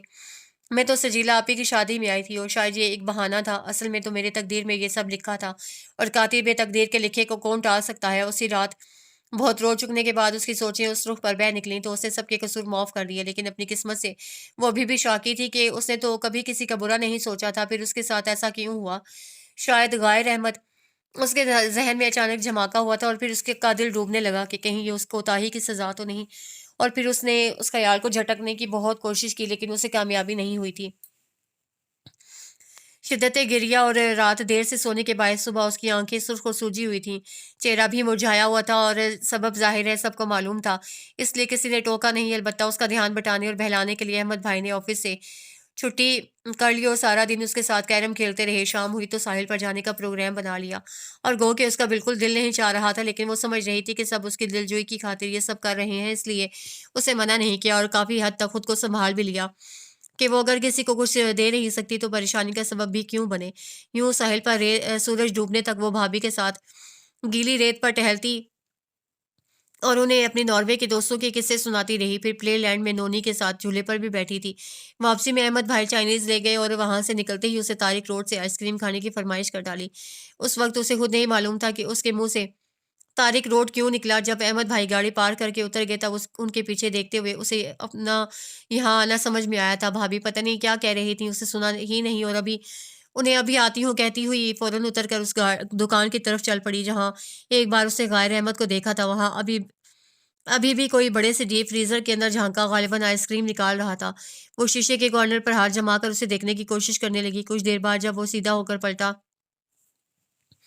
تو اس کا زور زور سے دھڑکتا ہوا دل ٹھہر گیا، اور کچھ مایوسی سے اس کی نظریں دکان کے اندر ادھر ادھر بھٹکنے لگیں۔ بی بی جی آپ کو کیا چاہیے؟ سیلز مین نے کسٹمر سے فارغ ہو کر اس سے پوچھا تو بے اختیار اس کے ہونٹوں سے گہری سانس خارج ہوئی، اور پہلے نفی میں سر ہلایا، پھر خیال آنے پر رک کر پوچھنے لگی، وہ غائر احمد نہیں آیا آج؟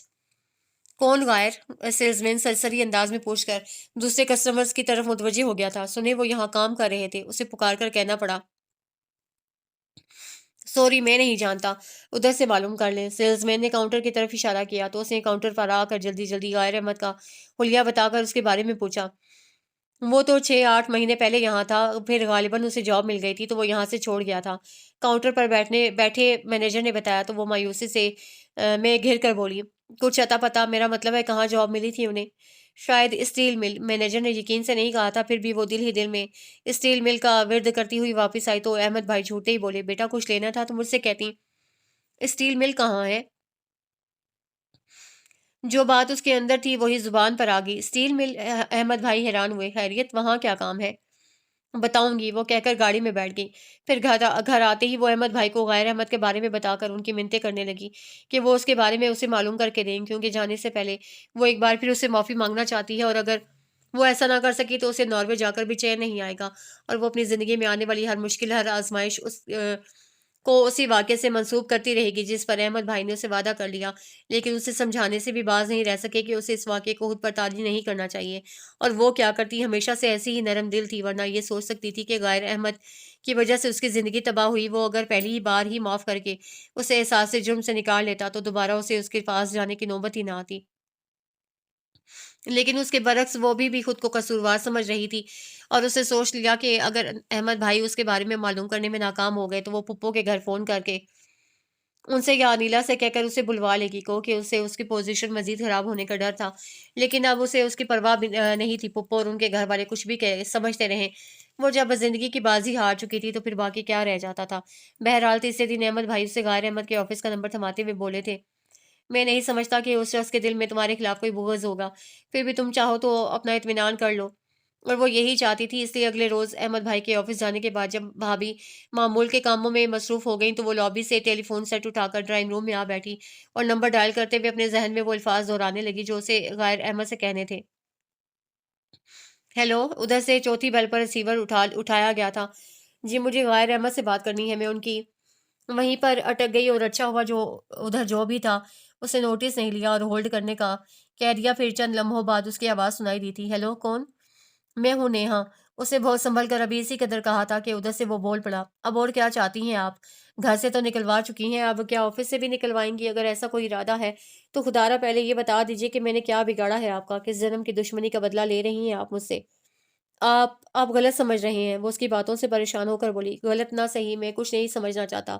ادھر اس نے ریسیور پٹک دیا تو وہ کتنی دیر یوں ہی بیٹھی رہ گئی، پھر ریسیور رکھ کر دونوں ہاتھوں سے سر تھام لیا کہ ابھی ایک جرم کی معافی نہیں ملی اور دوسرا سر پہ ڈال دیا گیا تھا۔ نیہا کتنی دیر بعد خالہ جان اسے پکارتی ہوئی آئیں تو وہ اسی طرح سر ہاتھوں میں تھامے بیٹھی تھی۔ کیا ہوا بیٹی، طبیعت تو ٹھیک ہے؟ خالہ ایک دم تشویش میں مبتلا ہو گئیں، اس کے پاس بیٹھ کر اس کا سر اپنے سینے سے لگایا تو وہ بے اختیار رو پڑی۔ میری وجہ سے وہ بھی گھر سے نکالا گیا خالہ جان، اس کا تو کوئی قصور نہیں تھا۔ کون، کس کی بات کر رہی ہو؟ خالہ جان نے الجھ کر پوچھا تو وہ اور شدت سے رونے لگی، ساتھ بے ربط بول رہی تھی، میں تو میں تو پھر ممی ڈیڈی کے پاس چلی جاؤں گی، اس کا تو اور کوئی نہیں ہے، بالکل اکیلا ہو گیا ہے، وہ کوئی اپنا نہیں اس کا۔ بیٹا میری تو کچھ سمجھ میں نہیں آ رہا، خدا کے لیے رونا بند کرو، میرا دل بیٹھا جا رہا ہے۔ خالہ جان کو اس کے رونے سے گھبراہٹ ہو رہی تھی، اسے چپ کراتے کراتے تھک گئیں، لیکن اس کے آنسو تھمنے کا نام نہیں لے رہے تھے۔ تب انہوں نے بہو کو پکار کر پانی منگوایا اور زبردستی گلاس اس کے ہونٹوں سے لگا دیا، پھر تھوڑا پانی ہاتھ میں لے کر اس کے منہ پر ڈالا اور پکارتی ہوئی کہنے لگی، نہ جی کو روک لگاؤ، بلکہ شکر کرو کہ ان ظالموں سے چھٹکارا مل گیا، ورنہ ساری زندگی سسکتی رہتی۔ اس نے ایک بار خالہ جان کو دیکھا، پھر صوفے کے بازو پر سر رکھ کر لیٹ گئی اور آنکھوں پر بازو رکھ لیا جیسے سونا چاہتی ہو، اور خالہ جان بھی یہی سمجھ کر بھابھی کو اشارہ کرتی ہوئی اٹھ کر چلی گئیں۔ اور اسے نیند کہاں آتی تھی، اس کے دل میں تو سرما نصیب کے لیے درد جاگ اٹھا تھا جو بالکل تنہا ہو گیا تھا، اور اس کا ذمہ دار بھی خود کو ٹھہراتے ہوئے وہ اپنے لیے سزا تجویز کرنے لگی تھی۔ دوپہر میں بھابھی کھانے کے لیے اٹھانے آئیں تو گو کہ اسے بھوک بالکل نہیں تھی، لیکن خالہ جان کی پریشانی کا خیال کر کے اٹھ گئی۔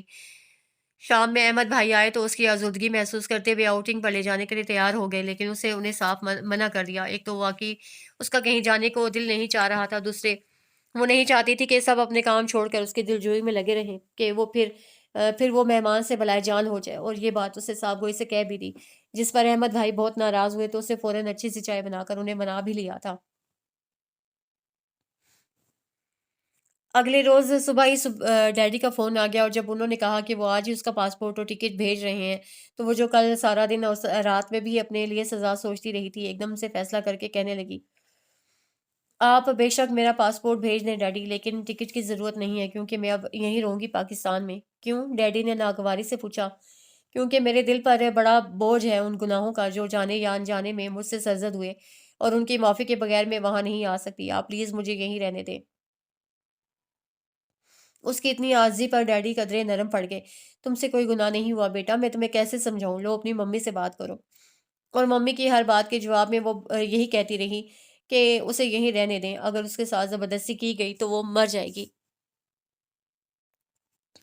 تب بہت مجبور ہو کر ممی نے اسے اجازت دے دی تھی۔ پھر اس روز سے وہ اخبار میں ضرورت ہے اشتہار دیکھنے لگی، جس پر خالہ جان نے اعتراض کیا تو وہ ان کا ہاتھ تھام کر کہنے لگی، منع نہیں کریں خالہ جان، میں اگر ناروے جاتی تو وہاں بھی یہی کرتی، کیونکہ حال ہی بیٹھے رہنے سے تمہیں ذہنی طور پر مفلوج ہو جاؤں گی۔ آپ یہ مت سمجھے کہ میں خود کو بوجھ تصور کر رہی ہوں، ایسا بالکل نہیں ہے۔ لیکن بیٹا تمہاری پھپھو کو پتہ چلے گا تو وہ کتنی باتیں بنائیں گی۔ ان کی بات نہیں کریں، اسے فوراً ٹوک دیا اور خالہ جان کو راضی کرنے کے بعد وہ پھر سے اخبار دیکھنے میں لگ گئی۔ اسے جاب مل گئی تو پھر دوسرے مہینے وہ گرلز ہاسٹل میں شفٹ ہو گئی، اور اس کے لیے اسے ممی ڈیڈی سے کہلوانا پڑا تھا، کیونکہ خالہ جان اور احمد بھائی تو بالکل بھی اس بات کے حق میں نہیں تھے، اور ابھی بھی ایسا نہیں تھا کہ اسے خود کو بوجھ سمجھا ہو، بلکہ یہ اس کی اپنے لیے سزا تھی کہ جیسے غیر احمد اکیلا ہو گیا تھا تو وہ بھی ساری محبتوں سے دور اس وقت تک اکیلی رہے گی جب تک وہ شخص اس کے لیے معافی کا اعلان نہیں کر دے گا۔ اور اس کے لیے وہ گاہے بگاہے اسے فون کرنے لگی تھی، لیکن ادھر اول تو وہ فون اٹینڈ ہی نہیں کرتا تھا، اور اگر اتفاق سے کر بھی لیتا تو اس کی آواز سنتے ہی بند کر دیتا تھا، جس سے اس کے اندر مجرمانہ احساس مزید بڑھتا جا رہا تھا کہ وہ واقعی قصوروار ہے، جبھی تو وہ اس کی آواز تک سننا نہیں چاہتا۔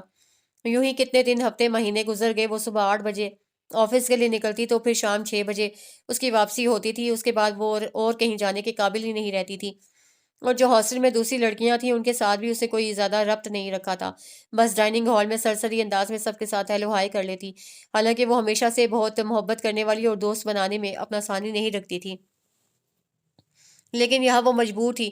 جو سزا اس نے اپنے لیے تجویز کی تھی اس کی معافی تک اسے تنہائی کے دکھ جھیلنے تھے۔ چھٹی کے دن کتنی بار احمد بھائی اسے لینے آئے، لیکن وہ اپنے ہفتہ بھر کے جمع شدہ کاموں کا بہانہ کر کے انہیں ٹال دیتی، اور اب تو انہوں نے بھی آنا چھوڑ دیا تھا، بس فون پر خیر خیریت معلوم کر لیتے۔ ظاہر ہے ہر بات کی ایک حد ہوتی ہے، وہ جب خود ہی اتنی پابند ہو کر رہ گئی تھی تو پھر کوئی کہاں تک اس کا ساتھ دیتا۔ اس وقت وہ احمد بھائی کا فون اٹینڈ کر کے واپس اپنے کمرے میں آئی تو ایک دم یاد آیا کہ اسے جوتے اور سویٹر لینا ہے، کیونکہ سردی کی لہر اچانک آئی تھی۔ اسے یاد ہی نہیں رہا تھا کہ کراچی کا موسم یوں اچانک بدلتا ہے، ورنہ پہلے سے انتظام کر رکھتی۔ سارا سامان تو اس کا پھپھو کے گھر ہی رہ گیا تھا، اور اگر وہ چاہتی تو وہاں سے لا سکتی تھی اپنی ایک ایک چیز، لیکن وہ اس گھر کے کسی فرد کا سامنا نہیں کرنا چاہتی تھی، اس لیے اسے کبھی ادھر جانے کا سوچا ہی نہیں، بلکہ وہ تو دعا کرتی تھی کہ کبھی سرے راہ بھی کوئی نظر نہ آئے۔ بہرحال جوتے اور سویٹر کا خیال آتے ہی وہ اسی وقت کپڑے تبدیل کر کے چل پڑی۔ قریبی مارکیٹ بھی ہاسٹل سے 3 4 اسٹاپ کے فاصلے پر تھی، اور اب تو وہ عادی ہو گئی تھی، کوئی کام مشکل نہیں لگتا تھا، البتہ اکیلی لڑکی کو خصوصاً مارکیٹ میں لوگ جن نظروں سے دیکھتے تھے اس سے وہ بہت پریشان ہوتی تھی، اس لیے کسی شدید ضرورت کے تحت ہی مارکیٹ جاتی تھی۔ ابھی اس کی اہم ضرورت جوتے تھے، کیونکہ سینڈل کل بس سے اترتے ہوئے ٹوٹ گئی تھی، اور اب آنے والی کل آفس جانے کے لیے اس کے پاس اور کوئی سینڈل بھی نہیں تھی، اس لیے وہ پہلے شوز کی دکان میں داخل ہو گئی، اس کے بعد سویٹر خرید کر نکلی تو چند قدم کے بعد اس کا سامنا سجیلا آپی سے ہو گیا۔ اس نے خاموشی سے گزر جانا چاہا، لیکن انہوں نے نہ صرف اس کا راستہ روک لیا بلکہ اسے گلے سے بھی لگا لیا تھا۔ کیسی ہیں آپ؟ اس نے رواداری سے پوچھا۔ تم سناؤ، یہاں کیسے نظر آ رہی ہو؟ مجھے تو امی نے بتایا تھا کہ تمہیں ماموں جان اپنے ساتھ لے گئے ہیں۔ سجیلا آپی کی بات کا اس نے کوئی جواب نہیں دیا تو ایک لہجہ توقف سے وہ خود ہی کہنے لگی، تمہارے ساتھ جو کچھ ہوا اس کا مجھے بہت افسوس ہے۔ عاذر کو طلاق نہیں دینی چاہیے تھی، اگر میں اس وقت وہاں موجود ہوتی تو اسے کبھی ایسا نہ کرنے دیتی، کیونکہ قصور تمہارا نہیں غائر احمد کا تھا، جس نے تمہیں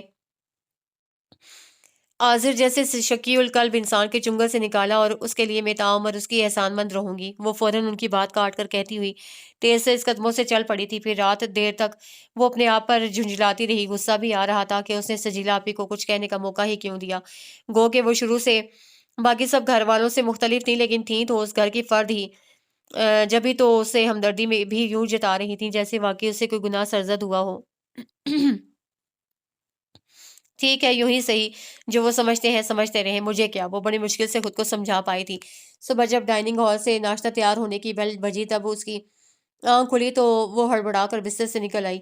ڈائننگ ہال میں جانے کا وقت نہیں تھا، کیونکہ 7:30 ہو چکے تھے۔ ناشتہ کرتی تو آفس سے دیر ہو جاتی، جبکہ ابھی تیار بھی ہونا تھا، ورنہ روزانہ اس وقت تک وہ تیار ہوتی تھی، پھر 15 منٹ میں آرام سے ناشتہ کر کے وہیں سے نکل جاتی، اور اب اتنے وقت میں تیار ہونا مشکل تو نہیں تھا، لیکن بوکھلاہٹ میں سب کام الٹے ہو رہے تھے، اور کل جو جوتے لائی تھی اس کا ڈبہ سامنے رکھا ہوا نظر نہیں آ رہا تھا۔ آخر میں اس کی تلاش میں پریشان ہو رہی تھی کہ دروازے پر دستک کی آواز سے مزید جھنجھلا کر بولی، کون ہے؟ آ جاؤ۔ السلام علیکم۔ وہ بیڈ کے نیچے جھانک رہی تھی کہ مردانہ آواز پر اچھل کر سیدھی ہوئی اور سامنے غائر احمد کو دیکھ کر یکلخت ساکت ہو گئی تھی۔ شاید میں غلط وقت پر آیا ہوں، لیکن وہ مضبوط قدموں سے چلتا ہوا اس کے قریب آ کر رک گیا۔ پھر ایک اچٹتی نظر کمرے پر ڈال کر بولا، بیٹھنے کو نہیں کہیں گی؟ اس نے بہت کوشش کی کہ اسے بیٹھنے کا اشارہ ہی کر دے، لیکن کامیابی نہیں ہوئی۔ تو غیر احمد نے یوں گہری سانس کھینچی جیسے وہ اگر اس کی آمد پسند نہیں کر رہی تب بھی وہ فوراً نہیں جائے گا۔ پھر ایک نظر اس کی پوری کھلی آنکھوں میں جھانک کر کہنے لگا، کہاں سے شروع کروں؟ اس رات سے جب آپ میرے پاس آئی تھیں یا اس سے بھی پہلے سے؟ گو کہ آپ کو میری داستان حیات سے کوئی دلچسپی ہوگی نہ سروکار، پھر بھی میں آپ کو ضرور سناؤں گا اور آپ کو سننی پڑے گی۔ وہ اسے پابند کر کے قدرے بے نیازی سے ٹہلتا ہوا کھڑکی کے پاس جا کھڑا ہوا اور اسے کھول کر کچھ دیر باہر دیکھنے کے بعد اس کی طرف پلٹ کر کہنے لگا، وہ گھر جہاں میرے تایا تائی یعنی آپ کی پھپھو جان کا قبضہ ہے وہ میرے دادا کا ہے، اور دادا نے اپنی زندگی ہی میں اسے اپنے دونوں بیٹوں کے نام کر دیا تھا۔ میرے والد گورنمنٹ ملازم تھے اور ہر سال 2 سال بعد ان کی ٹرانسفر کبھی اس شہر کبھی اس شہر ہوتی رہی۔ کراچی میں بہت کم عرصہ رہے، شاید اپنی زندگی کے آخری 2 سالوں میں۔ اس وقت دادا انتقال کر چکے تھے اور تایا جی نے کہہ دیا کہ اس گھر میں میرے والد کا کوئی حصہ نہیں، جس پر میرے والد نے کوئی زیادہ احتجاج نہیں کیا تھا۔ ایک تو اس لیے کہ وہ بڑے بھائی کا بہت لحاظ کرتے تھے، دوسرے انہیں یہ خیال بھی تھا کہ وہ بیٹیوں والے ہیں، لیکن تایا جی نے ہمارا کوئی خیال نہیں کیا۔ یعنی جب میرے والد اچانک دل کے عارضے میں مبتلا ہو کر انتقال کر گئے تو تایا جی نے ازراہ ہمدردی بھی مجھے اور اماں کو اپنے ساتھ چل کر رہنے کو نہیں کہا تھا، جبکہ وہ دیکھ رہے تھے کہ ہمارے پاس کوئی ٹھکانہ تھا نہ آمدنی کا کوئی ذریعہ۔ میں اس وقت انٹر میں پڑھ رہا تھا۔ بہرحال میری اماں کی منتوں کا تو ان پر کوئی اثر نہیں ہوا، لیکن جب لوگ ملامت کرنے لگے تب انہوں نے ہمیں اس شرط پر انیکسی میں رہنے کی اجازت دے دی کہ میں تعلیم چھوڑ کر جلد سے جلد کسی کام سے لگ کر اپنا الگ انتظام کر لوں گا، اور میں ضرور ایسا ہی کرتا اگر جو وہ گھر واقعی صرف تایا جی کا ہوتا، انہوں نے اپنی محنت سے بنایا ہوتا۔ پھر بھی میرا مستقل وہاں رہنے کا کوئی ارادہ نہیں تھا، اور نہ ہی یہ خیال کہ میں اس میں اپنی شراکت کا دعویٰ کروں گا، لیکن انہیں شاید بلکہ یقیناً یہی خدشہ تھا، اس لیے وہ جلد سے جلد ہمیں وہاں سے نکالنا چاہتے تھے، اور اس کے لیے انہوں نے بہت غلط طریقہ اختیار کیا کہ لوگوں میں مجھے آوارہ، اوباش، نکما اور جانے کیا کیا مشہور کرنے لگے، جس سے مجھے بھی ضد ہو گئی کہ میں جب تک اپنی تعلیم مکمل کر کے اچھی جاب حاصل نہیں کر لوں گا اس گھر سے نہیں نکلوں گا۔ اور میں نے اماں کو بھی سمجھا دیا، لیکن وہ بیچاری تائی جی کی بد زبانی اور بد کلامی سے خائف رہتی تھی۔ وہ چند لمحوں کے لیے خاموش ہو کر اسے دیکھنے لگا اور اس کے نظریں جھکانے پر چونک کر مزید گویا ہوا۔ پھر ایک لڑکی کی آمد ہوئی تو ہمیں خصوصاً اماں کو تائی جی کی روز روز کی بک بک سے نجات مل گئی۔ پتہ نہیں تائی جی کا ہماری طرف سے دھیان ہٹ گیا تھا یا وہ اس لڑکی سے اپنی اصلیت چھپانا چاہتی تھیں۔ بہرحال ہم ماں بیٹے نے بہت عرصے بعد سکون کا سانس لیا تھا، اور اس کے لیے میں اس لڑکی کا شکر گزار تھا جو نرم ہوا کی مانند کبھی دستک دے کر اور کبھی بنا دستک دیے چلی آتی تھی، اور جتنی معصوم تھی اتنی ہی بے خبر۔ اسے پتہ ہی نہیں چلا کہ اس کی نرم دستک پر کتنے دروازے کھلتے تھے۔ وہ اپنی دھن میں جیسے آئی ویسے ہی چلی بھی گئی۔ مجھے اس کے جانے کا اتنا دکھ نہیں تھا جتنا اس بات کا کہ وہ ان لوگوں سے ناتا جوڑ بیٹھی تھی جن میں انسانیت، شرافت، یہاں تک کہ مروت بھی نام کو نہیں تھی، جبکہ وہ بڑی محبت کرنے والی حساس لڑکی تھی۔ میں اکثر یہ سوچ کر پریشان ہو جاتا تھا کہ ان ظالموں کے ہاتھوں اس کی معصومیت تار تار نہ ہو جائے، اور ایسا کچھ دیکھنے سے پہلے میں وہاں سے نکل جانا چاہتا تھا۔ اس کے لیے میں نے جاب کی کوششیں تیز تر کر دیں، اور میں نے اماں سے بھی کہہ دیا تھا کہ اب وہ یہاں سے چلنے کی تیاری کریں، اور انہوں نے واقعی تیاری کر لی کہ جب میں جاب ملنے کی خوشخبری لے کر آیا وہ اسی وقت اپنے سفر پر روانہ ہو گئی۔ اس وقت کچھ دیر کو مجھے بھی یہ خیال آیا تھا کہ اس لڑکی نے اماں کا خیال نہیں کیا ہوگا، لیکن میں زیادہ دیر اسے الزام نہیں دے سکا کیونکہ میں جانتا تھا کہ اسے اماں کے پاس آنے سے روکنے والے کتنے ظالم ہیں، اور ان ظالموں کے لیے میرے دل میں اتنی نفرت بھر گئی تھی کہ جب تیسرے دن وہ لڑکی مجھ سے اپنی کوتاہی کی معافی مانگنے آئی تو اس وقت میں اسے صرف آزر کی بیوی کی حیثیت سے دیکھ رہا تھا۔ جب ہی مجھے اس کے رونے تڑپنے پر ایک گنا سکون محسوس ہو رہا تھا، اور میں چاہتا تھا کہ آزر آ کر دیکھے کہ اس کی بیوی اس شخص کے قدموں میں بیٹھی ہے جسے وہ ہر مقام پر ذلیل کرتا رہا ہے، اور اس سے پہلے کہ میں اپنی اس خواہش کے ہاتھوں مغلوب ہوتا وہاں سے نکل گیا تھا۔ پھر جب اپنے اندر کے تلاطم کو دبا کر واپس آیا تو وہ نہیں تھی۔ اس کے بعد وہ ایک رات کے دوسرے پہر آئی تو میں بہت پریشان ہو گیا تھا، اپنے لیے نہیں اس کے لیے، کہ اگر کسی کو شبہ بھی ہو گیا تو اس پر زندگی تنگ ہو جائے گی، اور وہ پتہ نہیں یہ ساری باتیں سوچ کر آئی تھی یا جانتی ہی نہیں تھی کہ اتنی رات کو ایک لڑکی کا گھر سے نکلنا کیا قیامتیں لے کر آتا ہے، خواہ وہ کسی نیک مقصد سے ہی کیوں نہ نکلے۔ میں بہرحال اس قیامت کا تصور کر کے یوں سناٹے میں آیا تھا کہ اس کی کوئی بات سنی ہی نہیں، اور اسی وقت گھر سے نکل گیا۔ اگر ذرا سا بھی میں اپنے حواسوں میں ہوتا تو کہہ دیتا اس سے کہ اماں کی موت کی ذمہ دار وہ نہیں ہے، میں ایسا نہیں سوچتا۔ پھر بھی اگر اس کے دل پر کوئی بوجھ ہے تو معاف کرتا ہوں، لیکن میں یہ سب نہیں کہہ سکا۔ اور صبح جب یقین ہو گیا کہ وہ احمق لڑکی میرے رویے سے مایوس ہو کر دوبارہ ادھر نہ آنے کا تہیہ کر چکی ہوگی، تب واپس گیا تو آگے عاضر اور تائی جان منتظر تھے، جنہوں نے مجھے گیٹ سے اندر بھی داخل نہیں ہونے دیا تھا۔ اور جو الزام مجھ پر لگایا اس سے میں سمجھ گیا کہ اس لڑکی پر کیا بیتی ہوگی، لیکن اس پر تو کچھ زیادہ ہی، یعنی طلاق کا تو میں نے گمان بھی نہیں کیا تھا، اور نہ ہی مجھے معلوم ہو سکا، بلکہ میں نے کوشش ہی نہیں کی تھی۔ پھر کچھ وقت گزرنے کے بعد اس کے فون آنے لگے تو میں کزن اس سے بات کرنے سے گریز کرتا رہا، تاکہ مایوس ہو کر وہ یہ سلسلہ بند کر دے، اس لیے کہ اگر عاضر کو معلوم ہو گیا تو پھر اس کے لیے اور مشکل ہوگی۔ اپنے طور پر میں اسے مشکل سے بچاتا رہا کہ کہیں عاضر کوئی انتہائی قدم نہ اٹھا لے، اور یہ تو مجھے کل ہی معلوم ہوا ہے کہ وہ یہ قدم پہلے ہی اٹھا چکا ہے۔ کل جب آپ مارکیٹ میں سجیلا سے بات کر رہی تھی تو اتفاق سے میں وہیں ایک شوکیس کے پاس کھڑا تھا۔ اس کے بعد آپ چلی گئیں تو میں نے سجیلا سے سارے حالات سنے تھے، اور اسی سے آپ کی خالہ جان کا ایڈریس لیا اور پھر وہاں سے یہاں تک آیا ہوں۔ بظاہر تو یہ سفر اتنا طویل نہیں ہے، لیکن وہ جانے کیوں خاموش ہو گیا، لیکن نظریں اسی پر جمی تھیں جن کی تپش اس کے احساسات پر جمی برف پگھلائے دے رہی تھی۔ اور جب وہ نروس ہونے لگی تو غیر محسوس طریقے سے اپنا رخ موڑ گئی اور گھڑی دیکھ کر اپنے آپ سے بولی، اف، اتنی دیر ہو گئی۔ بالکل نہیں، وہ مضبوط قدموں سے چلتا ہوا اس کے مقابل آ گیا۔ ٹھیک وقت پر آیا ہوں، بس اب اور دیر نہیں کرنی، چلو میرے ساتھ۔ کہاں؟ وہ قدرے پریشان ہو گئی۔ کہاں کا کیا مطلب؟ کیا تم نے مجھ سے یہ نہیں کہا تھا کہ تم ہر سزا کے لیے تیار ہو؟ تو میں تمہارے لیے عمر قید کے سارے انتظام کر کے آیا ہوں۔ تمہاری خالہ جان کے گھر ٹھیک 11 بجے تمہارے ممی ڈیڈی کا فون آئے گا، اور وہ میری تجویز کردہ سزا پر رضامندی کا اظہار کر کے مجھے وہ سارے اختیار سونپ دیں گے جنہیں استعمال کر کے میں تمہیں… وہ شریر مسکراہٹ ہونٹوں میں دبائے بولے جا رہا تھا، اور وہ جو پہلے پریشان تھی پھر حیران ہوئی، اور آخر میں اس کے معنی خیز جملوں پر ہاتھوں میں چہرہ چھپا کر مسکرائی تھی۔